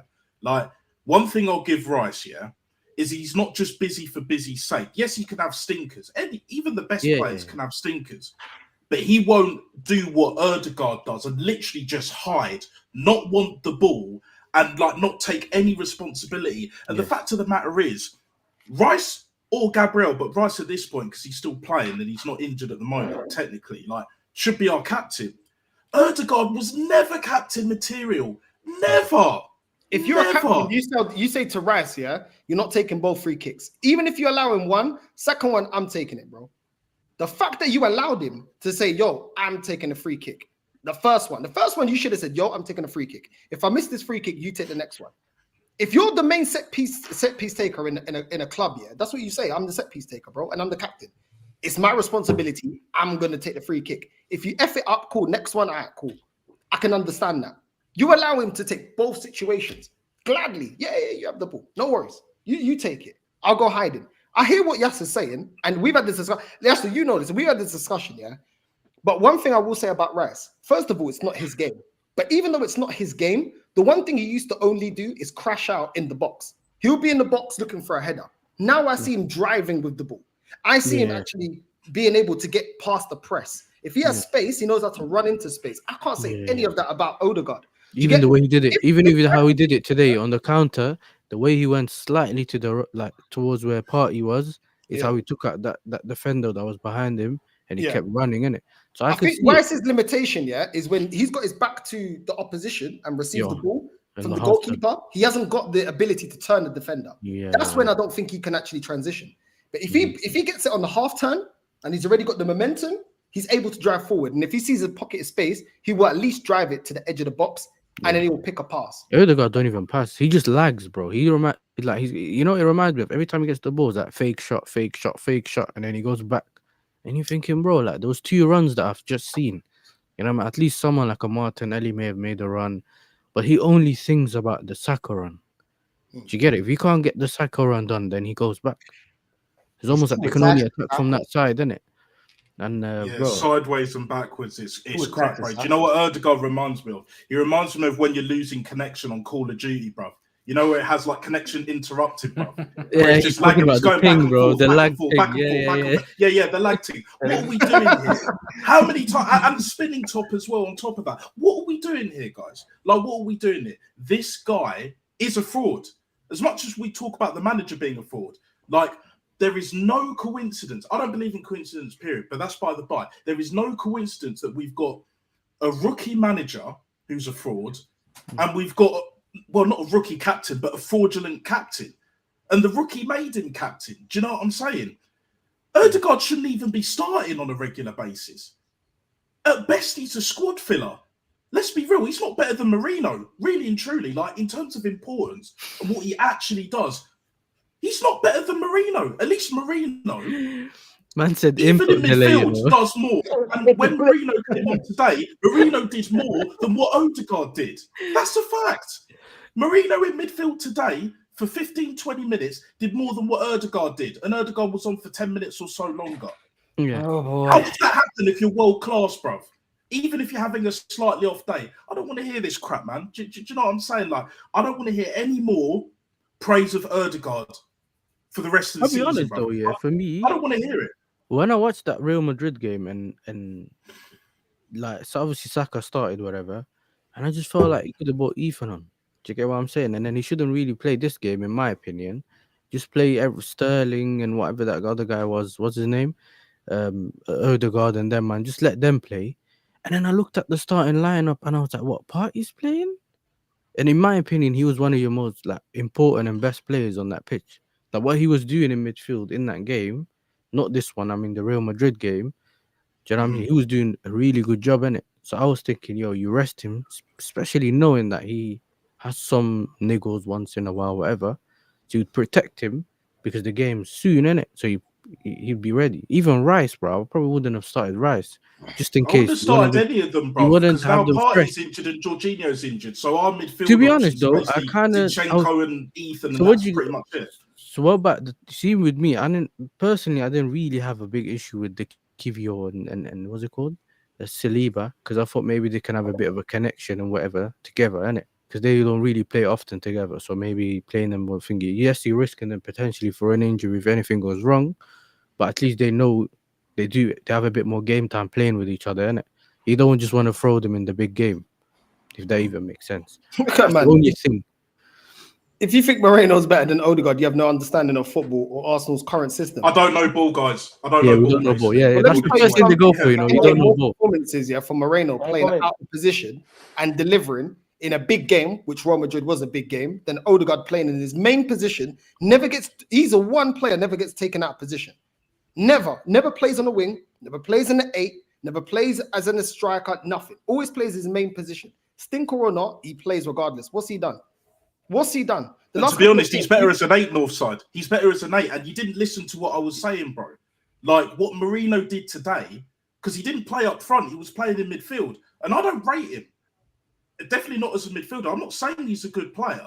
But if you're telling me Odegaard is not only better but more effective in the number 10, I'm sorry. I think he has ability. I whatever, innit? don't think he uses it. So then it's basically useless, Because isn't he's it? dumb as fuck. That's what Yeah, it it is. does. Yeah, He- he's useless. Yeah, He's he's useless. useless. That's He's it. Yeah. That's useless. it. He's better off like useless, bro. filling in for Gunnosaurus. That's what you need to do. The one day, bro. Northside, can I come in? Can I Yeah, come go in? on. Yeah, first of all, pick up the panel and Northside. Happy anniversary to you, brother. Thank you, bro. Have a great night out. Don't let these top gunners ruin your mood. Don't let them. Don't let them ruin your mood. Luckily, I'm not on Twitter, bro. I can't Good. see what to say. Well, he's a nice country, bro. Northside's just, you know what I mean, taking breaths, bro. You don't need the asthma pump in Luxembourg.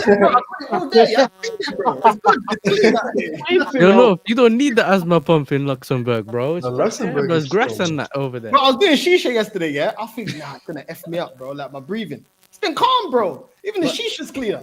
It's Yeah, the but English over here, they got leather that's bin fucking strikes, you up. innit? You can't take no fresh air. I need the asthma pump myself, like, you know whatever. Just to go from the house to the car and then Bro, go back in.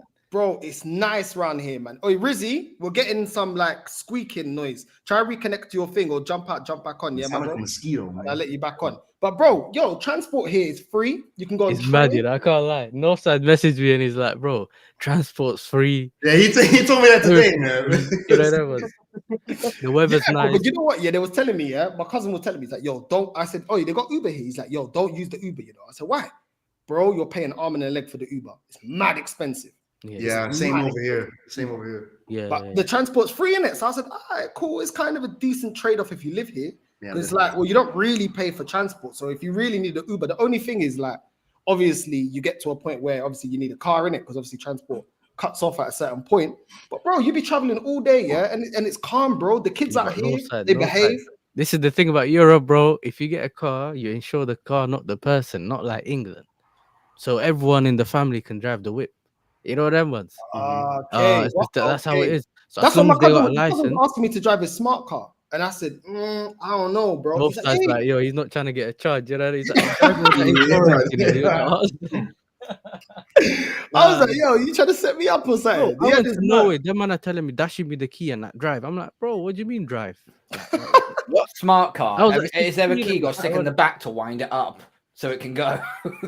It's easy. It's Oh, he easy. got the Merc, he got the Merc. I'm gonna say, yo, run me the Merc, and you had the smart car. Your car's a car, innit? I'll take it, bro. You know what I mean? Nah, I want to that's- come to Natster's point. You know, Natster, these top gooners, they will still keep comparing Odegaard with Kevin De Bruyne. You know why?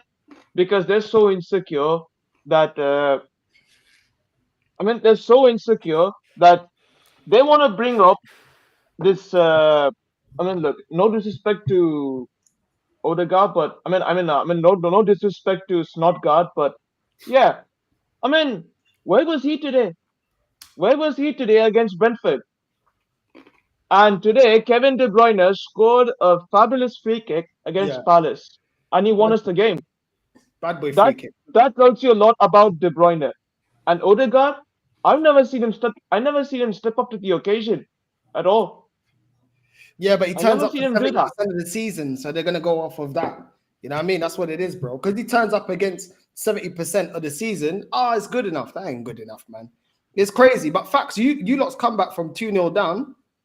You did your thing. Your defending was atrocious, though.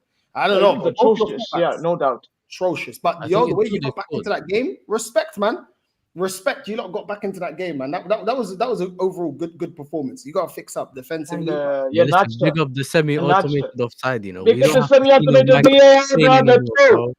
I swear down, them might have shown Yeah, us the Natster, merits of painting, Natster, bro. I'm tired. Natster, Natster, and I'm sure they're gonna bring up Odegaard to flippin' Fernandinho, bro, because Fernandinho. Odegaard cannot tie Fernandinho's laces. Remember that. Fernandinho was a monster. He's not better than Gundogan. Yeah. He's not better than KDB. He's not nowhere near David Silva. Like I'm not even going to get into that. Not even close. So mad over it. KDB had man of the match today. I saw that game earlier. Yeah. Man of the match performance Yeah, he balled out. against Palace. You know, it is what it is. Say no more, innit? So And You of know course, what, Omar before you move Mamouche. to Tuesday, yeah? Sorry, Yeah, and bro. of course, I was yes, sir. Omar Mamouche today again delivered. Omar Mamouche, you know. Yeah, but I didn't say anything about him, bro. You know what I mean? What? He's saying, yo, talking put some about the respect on game my in name. general. You know what I'm saying? Talking Put about some the- respect on my name. Yeah, I don't know. Put some respect on my I game rate in him, general. What did you say about Omar Mamouche? Yeah, I didn't say anything. But listen, Yeah, yeah, I watched the Good thing. carefully. I watched the overlap, and Gary Neville was talking about how nowadays the goalkeeper defenders, yeah, they have the most touches on the pitch in games. Like it's not your 10, it's not your best players anymore, yeah. It's your defenders and your right back and bro, like them man are saying Lewis Dunk, Van Dijk, and them man have the most touches in particular seasons and that. Do you get what I'm saying? This is where football's going, innit? So I don't even know what. This is what why you- we can't progress the ball. This is why we see dead games, bro. Even when your centre backs get the ball, they don't take sometimes the risk, yeah, to bypass the opposition's midfield to give it to the 10 or to the wingers, bro. You know what I'm saying? They look and they're like, they think about it, then it's too late, and then it's just, you know what, I'll just give it to my right back, then to my left back. Do you get what I'm saying? And that's I don't know. Yeah, man. facts, Josh. Yeah, it's like people defending Odegaard forget that he's wearing the armband. The best captains haven't always been the best players, but they had the heart of a lion. Odegaard doesn't even have that. Hendo, bro. When you man got Hendo from what, Southampton? Nobody expected him Sunderland, I to go. believe. I think it was Sunderland. Was it Sunderland. Yeah, Sunderland. Yeah. There you go, Sunderland. I didn't, bro. I'll be real. I was like, yo, this guy's shit, bro. Klopp comes in, all of a sudden, boom, the guy's performing. Yeah, what? He's not the most talented player. He wasn't the best player, but he had heart. Is he the captain at Ajax now? Is he the captain at Ajax now? I know he's at Ajax. I don't know. Devante, what are you saying? Yeah, he's the captain though. I've got a scout captain, in Holland, blood. You know that one? Yeah, You're chilling.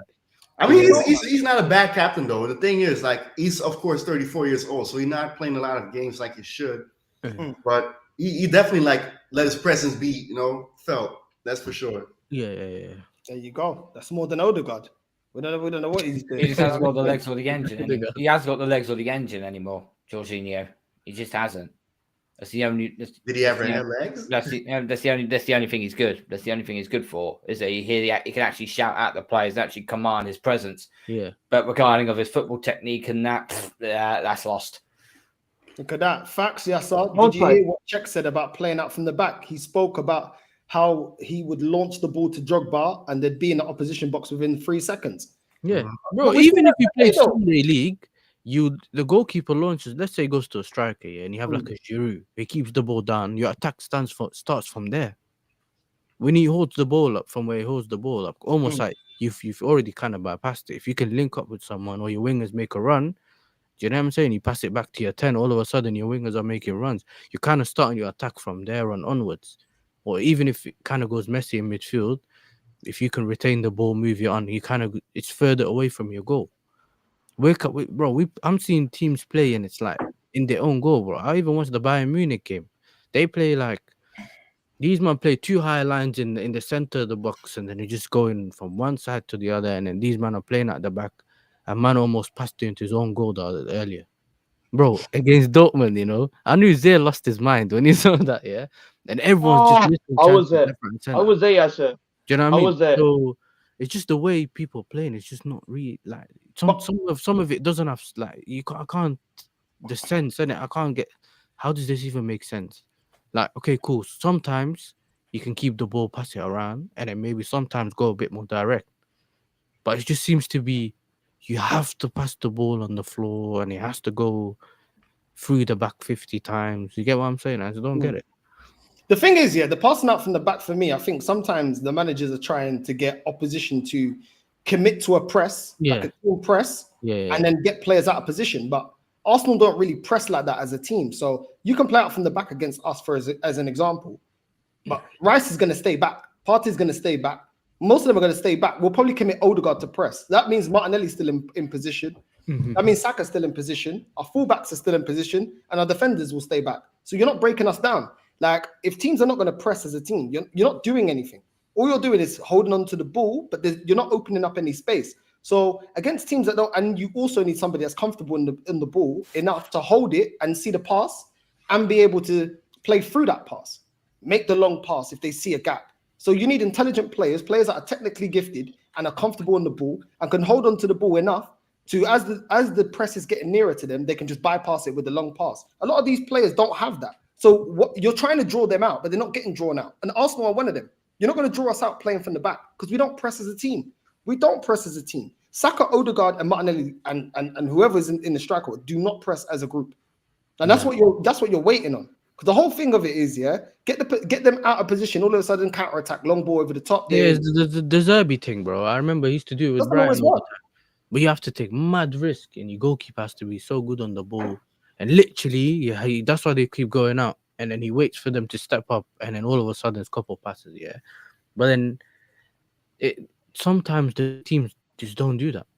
I think we tried to play like this against Legia Warsaw, whatever that team is that we played against the other day.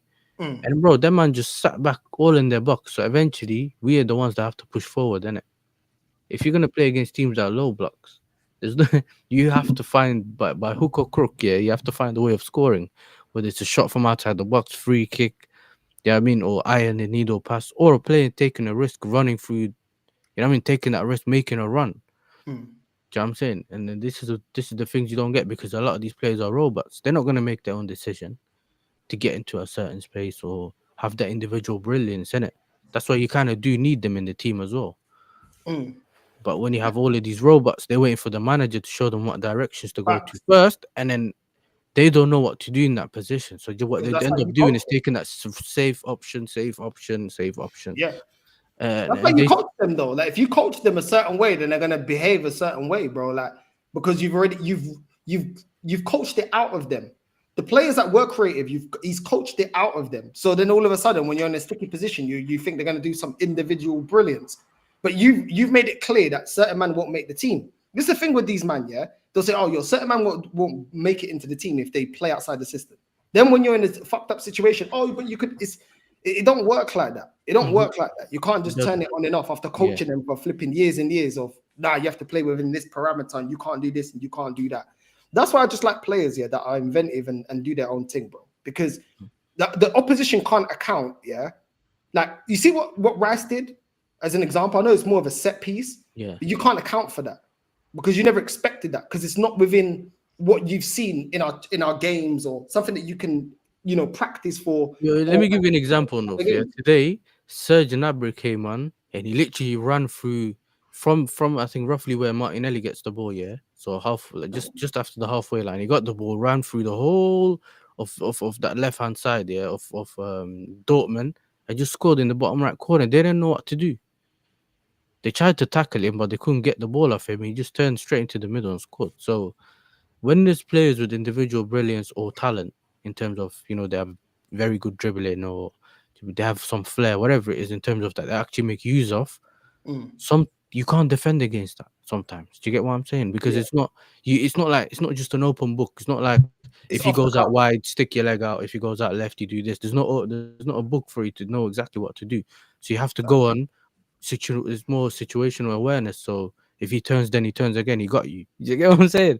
But you have to deal with what's happening on the pitch at that moment. You need IQ for that, innit? As a defender, bro. Yeah, so, and football's played too fast of a game for a manager to micromanage. Like there's limitations of how you can micromanage. And I think that's the thing that Arteta doesn't understand. The game moves too fast, bro. You can't relate from your technical box. You can't relate all the information you want to relate to the players quick enough, bro. Because when man's tracking man back or man's out of position, you think they're listening to the man, bro? You're not even listening, bro. Man just going off of it. Let me give you another example. Yeah, remember when Rice went to take the free kick and that idiot that they keep showing me on the screen when I watch Arsenal games. Yeah, he's telling man to cross it. The player knows what's best to do at that time because he can actually see the wall. He knows whether the wall's off or not. He can try something. Yeah, that's something that you can do from there, not 200, 300 yards away. How do you know where the wall is? You might think you can see it, but it's the same as seeing the offside, whatever that we see on the screen. Sometimes the angles are different. They show you a different angle. Oh, you're like, okay, I didn't see that. Do you get what I'm saying? It's only really the players on the pitch that know what almost the right decision is to make. The manager can tell you after it's done, but you have to make that decision in that time that you had. Do you get what I'm saying? Whereas after, with hindsight, you could say you could have gone left, could have gone right. Do you get what I'm saying? Which is the difference between, you can't always coach everything on the pitch. This is why this U-shaped football has to die, bro. This Pep U-shaped football that Arteta, company, Ten Hag at one point, whoever it is, his disciples, right? This is why it needs to die, bro. Because for all of Wenger's flaws and faults, one thing Wenger did exceptionally well that not many other managers, maybe Ancelotti, although he's coming towards the end, let's be real, like even I have to admit that, the one thing that them two especially did brilliantly was they'd allow players to just think for themselves on the pitch. They knew and understood that the game is moving a certain way, whether it's moving a bit faster than usual or it's a bit slower but way more tactical and technical. Do you know what I'm saying? And they'll allow the players to make the decisions. If there's a few mistakes here and there, a few errors, whatever, like it is what it is. But you see Lego Head, just trying to fucking, trying to land planes and all of this shit, like moving like a madman. Like what are we doing here? Like what are we doing here? And then The you see problem all is these this, other managers like do the same similar shit, and I'm just you know what tired it is of it, though. man. Sorry, Nasta, but we had Poch last season, and sometimes if you got players that don't have the experience, especially the younger ones, yeah, that don't always have. It's not always just individual brilliance, but it's also knowing what to do and all that kind of stuff on the pitch. If you give them freedom, it's literally just you don't know what's going on. It's all about Yeah, the but you need mood. balance, Yassir. No, I hear what you're saying, but ultimately it's balance, isn't it? Yeah, there's a The balance. problem is now with modern football, there's way too much micromanaging. There's way Yeah. too much Yeah. tactical insight. And case in point, Arteta, he's confusing most of the players. Either it's that, or they're not good enough, or a bit of both. Kind of like with Odegaard, isn't it? But Odegaard is a sideman, like, you know, side piece bitch. We know what he's on anyway, doing all the PR shit because he's the PR merchant. But like when you have that balance of you've got some individual brilliance, but there's some level of tactical insight. Look at Barcelona, innit? As soon as Hansi Flick walked through that door, you see how much better Barca are playing. They got the individual brilliance of Lamine Yamal. Rafinha's gone up levels, in it. Do you know what I'm saying? Robert Lewandowski, we know how sick he is, right? And then obviously you got Pedri, generational midfield baller. Do you know what I'm saying? Yeah. And then, you know, even like, well, they had to stay Dani good now. Olmo. They got Szczesny. Dani Danny Olmo. Olmo. Danny Olmo. That's it. That's another That's one. it. But you see how it just clicks. Do you know what I'm saying? And it's not overcomplicating it, but at the same time, Hansi Flick understands the Barca way, and he understands the players that he's dealing with. With Arteta, for example, he doesn't understand fully what he's got. So which is why he'll make certain decisions, which is why his in-game sucks, which is why when he even picks the lineup before a ball is even kicked, why we're always questioning it. Because it's just like, you're not looking at who we're facing, on top of you're not looking at who we have available. And we could have had more available if you managed it properly. Like, why are you playing Gabriel in the second leg against PSV at home after we battered them 7-1? That's not about tactics. You know, that there's But no football IQ inside. That's just common sense, bro. I said it before, not today, yeah, and I feel like these managers nowadays, they when they build a team, they don't build it showing everyone's good side or their best abilities. What they do is they're almost trying to cover up for their deficiencies. Do you get it? They are. Oh, you're going to be You're on right. this. Yeah, Oh, because they you are. can't do this on this side, I'm going to have to put someone else on there to cover it. They don't want to they're not showing. It's not like the deficiencies we can deal with, but let's do the best we can okay, you can offer us this on this side. I'm going to put you on this side because you can do X, Y, and Z. But he's so focused on the deficiencies and trying to cover that up, they don't even see the good side of the player. Do you get what I'm saying? Say something, bro. Go on, Rizzy, bro. Big up, bro, for Real. jumping on. Yeah, you see, with our manager, bro, Arteta, this guy, he doesn't change things up until his back is against the wall, his job is up the line. That's when he try to come up with more. Game today, I only catch like a few glimpses of the second half, to be real. And I'm glad I didn't watch the whole thing because I knew that this was going to happen, bro. Put in one of our best performance ever, playing at the Emirates, and then you go and draw to Brentford. Yeah, you guys touch all the topics. Like one of the main ones, why you play Partey and then you play him at right back. You play him at right back, bro. That's crazy. That's crazy. And one of the main things why I even jumped on is because of Odegaard. Like, I was even saying it to myself, like, this guy is the most happiest out of that team that Saka is back. Because Saka lets him look good. What guys like, Saka, bro. Like, beat a man, take a shot, bro. Give us some long range, goals. Work the keeper. I hardly see this guy do that, bro. And he has some chicken legs, bro. He needs to work on his stop skipping day, bro. Bro. He needs to stop skipping leg day, bro. Work on. Oh, is he gonna shoot? Curtis Shaw say it best. Pillow foot, bro. Pillow foot, bro. This guy can't shoot, bro. Yeah. And right now, the old thing right now with this manager is, I said, he doesn't know to manage the squad. He doesn't make changes until his back is against the wall, until the fans are on top of him. And then when he does make those changes, he disregard those players. I would never forget what he did to Smith Rowe. He could have been playing Smith Rowe the back end of last season. He was fit. He was on the bench. He wasn't playing the guy. Seeing what he's doing for Fulham right now. He never put Zinchenko in the midfield until this season. Why? There are so many things, bro. So many things, bro. Why no striker up until now? No striker from Aubameyang left. Then you're gonna put Moreno up there. Those 2 goals he scored against Leicester, I laughed when he scored those goals. Because I'm like, is this what we have come to? Even though we got the win.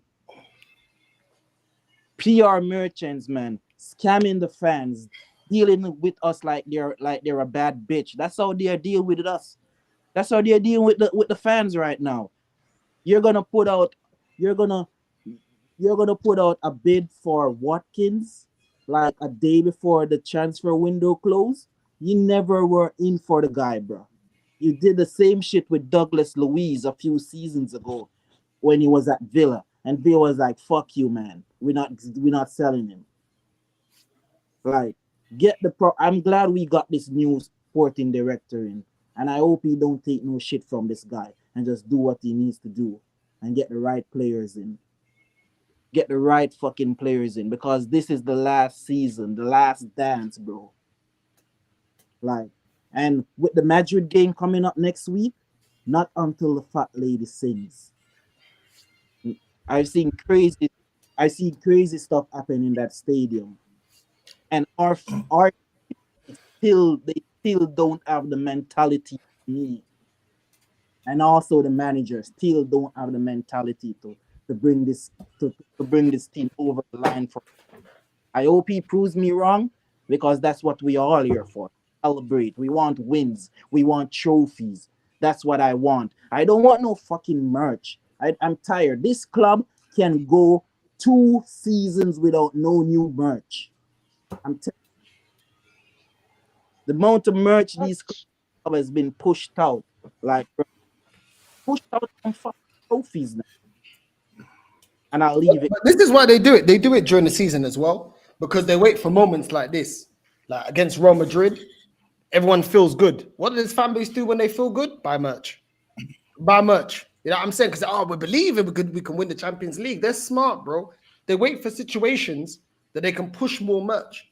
Yeah, because they could just drop merch at the start of the season and be done with it. Drop at the start of the season, boom.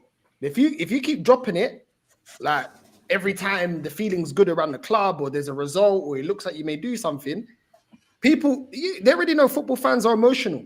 They're gonna do things out of emotion.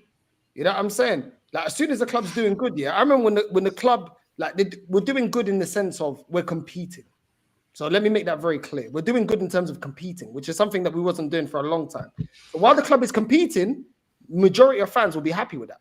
Push the most that you can push. Because right now there's a good feeling around the club. What the people that don't agree with us say? There's a good feeling around the club. We're going somewhere. I can see the direction. So why? Use that, manipulate that good feeling, and get the most money as you can.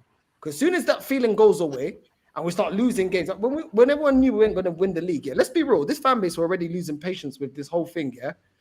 When it was confirmed that Liverpool are going to win the league. Before the Real Madrid game, these men are leaving the games early. These men ain't buying tickets, ain't buying merch. All of a sudden, everything's back on. All right, cool. Drop more merch, drop more stuff, drop this, drop that. They know, bro. They know. They know when to push things and they know when not to, innit? And it's when the feeling is good. When the feeling is good, bro. And now that Rice is done his thing against Real Madrid and stuff like that right now, so they're gonna milk it. They're gonna milk everything, because that's how a lot of fans are, bro. When it's bad, they don't want to go to games no more. You know what I'm saying? When we're finishing 8th, there was loads of tickets available to go to Arsenal games. Now we're top 4.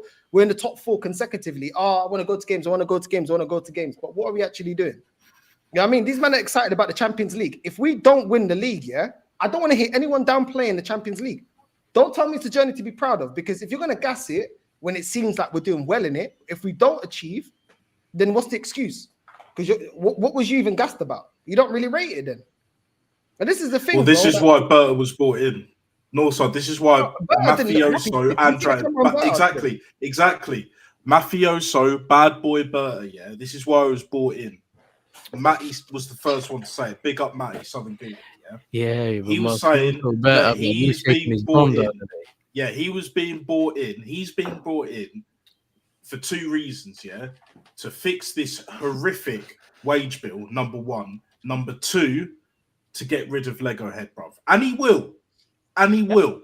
And you've asked this question before. Northside Guns has asked it. We've all kind of asked this one way or the other. When Arteta gets potted, and he will get potted, just like Wenger did, what now?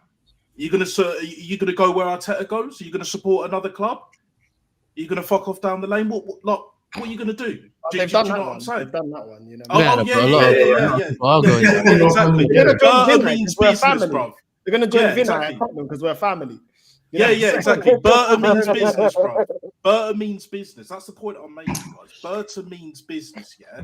When you don't know that yet. You don't know that yet. That's the thing. We will see. Yes, sir. We will see. But what I've been seeing right now is good signs.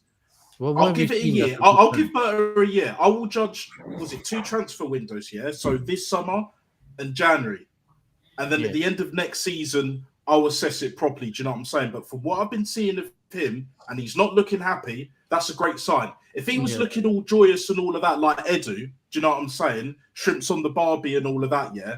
Then I'd be like, whoa, yeah, nah, that's not what I want to see. But Arteta's feeling the heat, bro. He's feeling the heat. Oh, I don't think Berta is gonna come and let Arteta fuck up his reputation, bro. Exactly. That's the plan, innit? But you never know. This is the thing. The only way is to never know. So if Arsenal go and win the Champions League, that's the only. I think that'll be the only thing that will save Arteta's skin. Yep. What are you saying? Or potentially reach a final. They were calm fucking up Unai Emery's reputation. Yeah. They were calm with that. Let's just be real. Like on the basis of what they sacked Unai Emery for, that wasn't how does it warrant? Yeah. Unai Emery getting 5th place, getting to Europa League final with a team that the ownership agreed that needed to be rebuilt. I remember there was a video with Edu saying, "Yo, we saw the players, we felt it was unfair." This is his words, yeah. I'll get the clip. He said it was unfair for us to judge Mikel because when we looked at the squad, did he actually have the squad to achieve anything? Then we had to look at ourselves. Why didn't you do that analysis when Unai was here? Because it was the same group of players, bro. Do you get me? But they were quick to be like, fuck off Emery. You know what I'm saying? The fan base are getting onto him. We can see, cool. He's not very good as like. They don't like his style. We didn't like his hair. We didn't like the way he looked. But then let's be real, Carl. Yeah, Unai Emery got him out. Good evening. Unai Emery got himself out of that situation because he went to Villa. Gerrard got them down near relegation. Yeah, he's the one. Yeah, he went to Villarreal first, and got them out of that. Like, I'll be real. Yeah. He saved himself, bro, because we put his stocks back down. His stocks was on the rise, bro. Yeah, but he went to Villarreal, no. He did his thing at PSG. Yeah, but no, he went to Villarreal after. Remember, and he beat you, man. Or was it? Yeah. He did. Won the Europa League against Man United. Got to a semi-final of the Champions League. Got knocked out by Liverpool. But his stocks was down, yeah. Because from Arsenal, bro, he should have been going to like the elite clubs, innit? Do you get me? But because of the way they treated him, look at his options. Villarreal, Aston Villa, all due respect to Aston Villa, you weren't in the situation you're in now, innit? So it's a completely different scenario going to Villa then, innit? And that's my point. We didn't give a fuck about fucking up his reputation. That's somebody that actually has done stuff. He's got pedigree. Do you know what I'm saying? And I'm not going to look down on Europa Leagues because we can't even fucking win one. So I ain't going to look down on it. Yasser can say he can look down on it. AK can say he look down on it. You know what I'm saying? Devante. We don't need pedigree. Yeah, we got pedigree on trophies. You need the pedigree for the dog feed. You know what I mean? I can look like that. Where is Win? I haven't seen Win. I've seen no posts of Win on social media for the longest. Where is he? Or where is she? Sorry. Like, where is Win? Is Win at Battersea Dogs home yet? Maybe getting a tour of the Bernabeu Stadium. You know what I mean? Maybe Win's tired of us not winning shit. Maybe that is it. You know what I mean? But again, like I agree with what you're saying, Northside. Like Unai Emery's stock was high. You can say what you want about what he did at PSG. He still won the league and all of that. And I think Neymar was there at the time. So, you know, and his stock was very high. But at the same time, with this manager, up until Andrea Berta's walked through the door, Arteta's had no pressure. None whatsoever. Now, as soon as he has pressure, you see it, especially today, you know, what we did against Brentford, yeah? He will always revert back to type. I've been saying this. When the pressure is on, this manager folds like a deck of cards. Yeah? When you trust in the wrong players, when you rely on scrubs, when you make a scrub your captain, this is what you get, bruv. He didn't even start the game. And in 30 minutes, absolute shit show. And we were 1-0 up, and we end up, you know, dropping points yet again. How many points have we dropped this season in the league? What, 15 in total? Something like that? Give or Did take. you see his face today, Natstar? After the game, he looked fuming. He looked back at the camera like this. Bro, he looked like someone shot in the toilet, yeah, and there's still a floating still in the toilet, bro. That's what he said. Like, Yeah. Bro, who's using the toilet? Exactly. Still circling. In there. Still There's still a shit in circling. the toilet in the bowl, bro. Yeah, skids in it. Like you dropped a mad shit, and then you left skids in the bowl. Do you know what I'm saying, bro? Dirty business, bro. Dirty business. Best believe Thanks, bro. Hey, Berta ain't having it, bro. That's what I'm saying. So yes, so you can have your question marks. That's fair enough. And whether you're Arsenal fan or not, that's fine. Not a problem. But what I'm saying is, how he's looking, he ain't happy, bro. And bigger things are going on. But we'll see in the summer. Yeah. We'll see in January when that rocks about, yeah? Like, but Arteta ain't lasting long, bro. I know you want him here for a lifetime, and I understand why. I totally understand why you want him here for a lifetime. But Arteta, he's out. Do you know what I'm saying? Very, very soon, he'll be out the door. I'd say personally by Christmas, because there's only so many times you can escape, bro. I called him Mikel Houdini at one point, yeah? Teflon Don, because he always finds a way to escape from trouble, yeah? Even Houdini met his match. Do you know what I'm saying? And so will this manager, because there's only so many times you can wing it, bro. At elite level sport, you can't wing it for your whole career. Odegaard will be out the door very soon as well, because he ain't done shit for 2 years. One season, 15 to 20 goals in all competitions, plus assists, like 10, 15 assists or whatever. Cool. Ever since then, what has he done? He brought Havertz in as a left 8, playing him up front, purple patch, and now he's injured. This is what Arteta's relying on. He's relying on scrubs to bail him out. And when the scrubs ain't bailing you out, that's it. It's done, mate. Like, do you know what I'm saying? It's done. Listen, over. Yeah, man. Listen, big up to everyone, man. Big up Northside, Devante, everyone, man. I'm gonna go. Have a nice day. Northside. Big up, man. Yes, sir. Big up. Actually, anniversary as well, man. Big up to you. Big up, bro. Love, man. Yeah, good to see them miss your fly, innit? You know what I mean? This guy, man. Yeah, big up. Love FIFA. Yo, love. Rizzy, we can't hear you. I haven't muted you. You can't hear you, bro. Hear me? Yeah. Good. Yeah, so one more on the Berta thing, bro. Like, when I know he's serious when he starts signing players is when I don't see he go to Chelsea. No time. That's when I'll know this guy's fucking serious, because over the past 3-4 years, ever since Arteta even got here, we've been getting Chelsea scrubs. And what have they done for us? Really, what have they done? Nothing, bro. I don't want to go back. If we're gonna go there, go and get one of their best players. Then that's the only way I'll accept another Chelsea player at Arsenal, bro.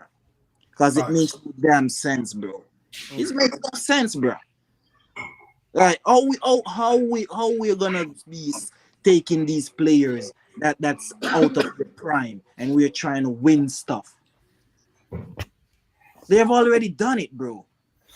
They have already done it. They don't have nothing more to give. We've seen every time Sterling touched the pitch this season, he have given nothing. Could even score against Bolton and Sunderland. Crazy. We need quality players, bro. Quality players this season. The first 2 weeks, get Gyökeres. I call him Gyökeres, but get that guy, get him. That's the first signing we should be making. Fix the attack, bro. That's all. Fix the attack and then go from there. And it's crazy that we still need a backup keeper. This guy has signed over 7 keepers already. Nah, I hear it, man. I hear it, bro. I hear it. Listen, God willing, man, we win the Champions League, bro. Then I'll forgive everything. The last 5 years of not achieving, because we ain't won that. I don't know how that feels. And I really want to win that trophy, man. Out of all of them, that's the one I always wanted to win the most because we haven't won it. I'll keep it honest. Yeah, I'll take the Premier League. I'll celebrate that. I really want the Premier League, but I really want the Champions League because I ain't felt that Champions League success in it. And if that happens, you know, that is the one thing I'll say, yo, you know what? Give him 2 years. Obviously, just winning a Champions League doesn't mean that he keeps the job forever. You know, some people will try and paint that. Oh, no, but you get 2 years, innit? You get 2 years to be like, cool, do your thing for 2 years, innit? You've deserved that. Which is quite ironic. Which is quite ironic, also, because after this season, he's got 2 years left on his contract. So if he does win the Champions League, well, that's his 2 years. You better win us something else then during those 2 years. Otherwise, guess what? You're not getting a new contract. Bye-bye. We'll just let your contract conveniently expire. Nah, facts, man. Facts. So North side. I want to give some. I mean, like, I want to talk about like when we first won our first Champions League title in 2023. I think if you remember the 2023 treble season, when we played Inter in the final, and I'm pretty sure all of you must have seen that game. And the way Inter were pressing us, we held on. We held on to the last minute until Rodri scored the screamer. I mean, and it tells me. I mean, the moral of what I'm saying is that Real Madrid as a team, don't let them incite fear into you. Yeah, don't let them incite fear into you, because if they incite fear into you and if you open up, it's long for you. Because once they find those gaps, that's it. Game over. Game over for you. That's the thing, though. That's the thing. That, like I said, like if you go there and just play your game and not be scared of them, you can do something. We've seen it with plenty of times before. Just go there and play a game. Play with no fear. Get the first goal in the first. Get an early goal in the first 10 minutes. Shut the crowd up, and then they've got to get 4 goals. So let them go through the minefield then to actually try and, because they'll have to try and open us up then. But they could leave. But they could push so far forward. And then, but one thing we know we can counterattack. We saw it early on today. We can counterattack, but we just never ever do it. This game is the epitome of playing counter-attacking football when the chance arrives for us. But I would still be going on the front foot. Even you're walking down the tunnel and you're looking over to your left, you're seeing all these trophies, the 15 Champions Leagues along the way. You're looking around. Don't let that bother you, because at the end of the day, that's what you want in your career as well. You know, it's going to be a toxic atmosphere. That place is going to be bouncing. It's going to be bouncing. You just got, unless we score the first goal, bro. Like if we score the first goal, if we score the first goal, tie over. First goal. Yeah, that's what we have to do. That's what Arteta needs to be saying. That's the only thing he needs to be saying to these players on Wednesday night. Yeah, score the first fucking goal. Because if we don't, unless we get to 0-0 at half time, you never know. I don't mind 0-0 at half time. I don't mind. Yeah, I don't mind it either. But they got 45 minutes to score 3 goals. 45 minutes. Yeah. I wouldn't mind that so much, but I would be pressing this point. Get just 1 goal. Just score the first goal. Get that 1 goal, and then we can just not fully relax, but just manage the game. Do you know what I'm saying? See how all the players are doing fitness-wise. You know, if there's a few niggles here and there. Then in the second half, start the second half, whatever, 60 minutes, we can start taking some players off. Do you know what I'm saying? Benji in the chat is spot on. Keep possession, kill the game. We can't concede more than 1 goal. If we concede more than 1 goal, it's gonna be long. I'm telling you. Unless we score. Yeah. Unless we Yeah. score. Yes, we Yeah. Unless we score. Last I point. hear what you're not saying. Last point. One last point. I don't know, One man. last point. I'm One last fearful point. of like One us last point. conceding, One like, last point that's the before thing I with this give team. one last point before I make Hold a on one second, one last AK. point before I let you land. I'm Yeah. scared like of this team. Like when you look at the Real Madrid game, the first game, yeah, you'll say, yo, like we did what we needed to do. We didn't really open ourselves up. Can we replicate that though? That's the thing that I fear, because we've been very inconsistent. Us going forward, are we not going to leave gaps in behind? They know they have to score goals. Is that, you know what I mean? I don't know, man. I hear what you lot are saying, take control of the game. But then we need to make sure that we put the game completely out of reach early. The amount of opportunities that we fail, the amount of opportunities that we don't put in the back of the net, I'm fearful of that. Do you know what I mean? Like I fear that we'll commit so forward that we can get hit on the counter attack. And like I said, they know they have to turn up, and then they get momentum. They're at home. They got their crowd. I'm not sure. Like I'm still in two minds with how to approach that game. Or maybe the fact that I'm just fearful of us fucking up. I'm like, yo, stink it out and hit them on the counter. When you hit them on the counter, commit players forward. Go forward with the intent to cook them and score. Like, don't do this half-hearted bullshit where we're just holding on to Odegaard, holding on to play, or Martinelli not releasing the ball fast enough, because then they'll just try and hit us back on the counter attack. So I don't know. Maybe I'm too skeptical looking at Arsenal, but I'm just we allow too many opportunities back into the opposition's hands and to hit us back on the counter, and then leave gaps in behind at times. You know, Skelly's been great, but there has been one or two times where he's left certain gaps behind, and teams will try and counter that and get in behind. I don't know. Just put the game out of reach, man. Put the game out of reach. It's one of them ones. Arteta's got to be brave. If you go for it, we'll all be sitting there saying, why didn't you go defensive? If he goes defensive, we'll be saying, yo, well, you let them back into the game, innit? But this is why he's paid all this money and we ain't. You know what I'm saying? Like, as a fan, I'm going to be fearful because our club's never got it over the line. So I'm fearful. And we've been inconsistent this season.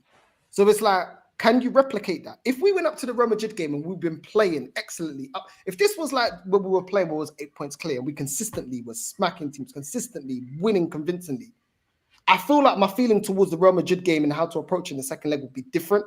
But because we've been so inconsistent, it's like, are we going to give away stupid chances? Like, even against Real Madrid, we gave away stupid chances. We just wasn't punished. Now, let's keep it real. We just wasn't punished. When we gave them opportunities, they were through on goal. I'm not going to forget that. Do you know what I'm saying? So, I don't know. It's one of them ones, man. Like, if all we need to, maybe you guys are right. Maybe you guys are seeing it right. If we score one goal, where that should be out of reach for Real Madrid, even Real Madrid. Like, because that makes it 4. Even if they score 1, they still got to score 3. So they've got to score the first and they've got to score 3 other goals. Probably out of reach for them, the way that they're playing. So the fans will turn on them north side as well. That's the thing. The fans will turn. We score first. Their fans will turn. Trust me. They'll be getting the white hankies. The white hankies. They'll be exactly. Yeah, they'll be out. That's what we want because psychologically, it will look like a poor Dallas Cowboys. The players, they react when their fans jitter them and start cussing them. There are players that they actually react to that. That's not always. I hear that. I agree with you on that. I hear that. They know when they get the same time. Like... Oh no, 100%. You're right. But at the same time, like. This Real Madrid, and Guns has been watching Real Madrid, and I hear what you're saying. Like, I've seen maybe 1 or 2 of their games. Like, they've not been great this season, but even then, I know they can turn it on when they need to. But even if, let's say, for argument's sake, we get that first goal, the white hankies come out and all of that, then what our players need to do, they need to see that just like, okay, let's just keep our heads, and we know that Real Madrid have to go all-out attack. Whereas if it's like, unless it's 0-0 at half time, then you kind of like you're not really sure. Do you know what I'm saying? Like, do you want to? Are we going to press? Are we going to sit back? Are we going to try and do a bit of both? Because that's what I don't want to see. You know, kind of half press where it's like what Odegaard just presses and then Martinelli doesn't, Saka doesn't, Marino doesn't really. He just drops into midfield or whatever. You know, everyone behind the halfway like. Pick your poison, innit? But make a decision. But ultimately, this manager's got to grow a pair of fucking bollocks, mate. Because we've seen this manager be a fucking coward time after time after time after time. When is he going to step up and earn that £15 million a year? This is the time, because he ain't getting much more time after this season, for damn sure. So if we do it, great. And then obviously, most likely PSG in it. But get through this game and then we'll see what's going on. No, I hear that, man. Listen, man, them. Big up to everyone that's locked in. You know what I'm saying? Big up to all of you, man. I'm here on the Don Simon Sangria. You know what I'm saying? They got Portuguese. Hey. Sangria, you know what I'm saying? Don Simon. I've got a spelling. You look at AK, he's a fucking I'm out of my run. Couple of so I've got cans a of refill. Stella, mate. Geese, look at him. Calm, man. He's outdoing you in the geese, mate. I'm out of rum. I'm out of rum. But yeah, I'm on the sangria thing, bro. I think when I come back to the UK, it's cheaper, man. There's a massive bottle of sangria. I got It's two. cheaper over here, yeah. It's cheaper. Yeah, bro. I gotta get the sangria. Because in Portugal, they got sangria. Yeah, I buy it there. I didn't know they had it over here, but bro, that sangria is nice, man. I mean, I don't. Beer's All right, too no big Maggie. sometimes, man. Go on, No Riz. Maggie. No Maggie. They don't know about your Listen, bro, they culture. don't got Maggies over there. Yo, Devontae, where, bro? Like, where's the plug, bro? I need some Maggies, bro. No, we don't even have Maggies over here. You gotta order from the website. Like, you don't sell them at the shops. Where do you get them from? My girl, she sent me web. I'm gonna send you a link because she showed me one time though, but we don't sell at the shops. You see, Bro, thing, man. Those are like Easter eggs right now in Canada, man. Is it? Hard to get, bro. Crazy. Maggie, bro, I love Maggie's, bro. I Yeah, swear, Maggie's I'm is- Maggie's yeah, to it's the day I good. die, It's bro. good. I swear down, Maggie's are. But it's bad, bro. There's bare things I love about Jamaica. I can't even lie. Maggie's, the food, bro. I can't even lie, man. You know what I mean? I always thought that I'd end up with a Jamaican girl, but here we are. We're with a Latina, innit? It is what it is, innit? You know what I'm saying? It is what it is. bro. Now she can see you out. It is what it is, man. I'm happy with a Latina, bro. But I was very close, this close, guys. More than you can believe to be with a Jamaican. More than you can believe. More than you believe. More than you believe. Once you go Latina, you don't go back in it. You just stay in it. Yeah, I mean, but yeah, man, big up to everyone, bro. Big up to all of you. Man. We're gonna redirect to Lee for the emergency meeting, and we're gonna redirect now. Northside raid on the way in. Love Familia, I'm about to get smashed and be dancing all night. I'll see if I can play some clips maybe tomorrow. Happy anniversary once again, Northside. Happy anniversary once again, my J. Happy anniversary, bro. Happy Big up, Anniversary, bro. Back once again. Big up every time. You know what I'm saying? So tomorrow's going to be live. I'm probably going to do a reaction to Man United and Tottenham. Hopefully they get the L. Benfica, obviously, we're on for the title, race. So I'm going to watch along for that game because that's after the Premier League games. And then we may be doing a girl talk tomorrow. If we don't do the girl talk tomorrow, we'll do the girl talk on Monday. So there will be, because it's bank holiday Monday, isn't it? In the UK, it's bank holiday Monday. I don't know. I don't live there, so I think so. I think my bank holiday is on Friday. It's on Friday for me. Well, there you go. So there's gonna be plenty of content tomorrow over here in Luxembourg. I don't know if it's the same in Holland. Everything's closed tomorrow. Yeah, no, Sunday stores are open over here. Sunday. They said only restaurants are open. Huh? They said I think only some restaurants and petrol stations. Like I know Luxembourg and Belgium on Sunday stores are closed and all this stuff, but over here, like stores are pretty much open. Yeah. Oh, okay. Yeah, man. So this we good. And Devontae, we need to talk about 90 Day Fiance, man. Hit me up for that one, man. 90 Day Fiance.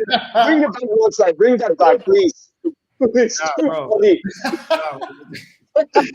just waiting for the girl talk, bro. Do you know what I'm saying? I'm just waiting for the girl talk to come back in it. Back together, man. Yeah, man. The Avengers back together, man. The Power Rangers. And then we'll do the girl talk. Go Power Rangers. Mighty Morphin Power Ranger. If you know, you know, innit? Do you know what I'm saying? Master, and Sai ETS, we will all be there, yeah? Tomorrow. Sai ETS, I need that. I need the Sai ETS tomorrow. I'm telling you, Northside, funny story. When we scored the 5th goal, Saeed rage quitted. He rage quitted. The man rage quitted. He quitted his own stream. Can you believe that? That's crazy. It's mad. But listen, big up to the man there. We're redirecting to Lee, emergency meeting. I'm out.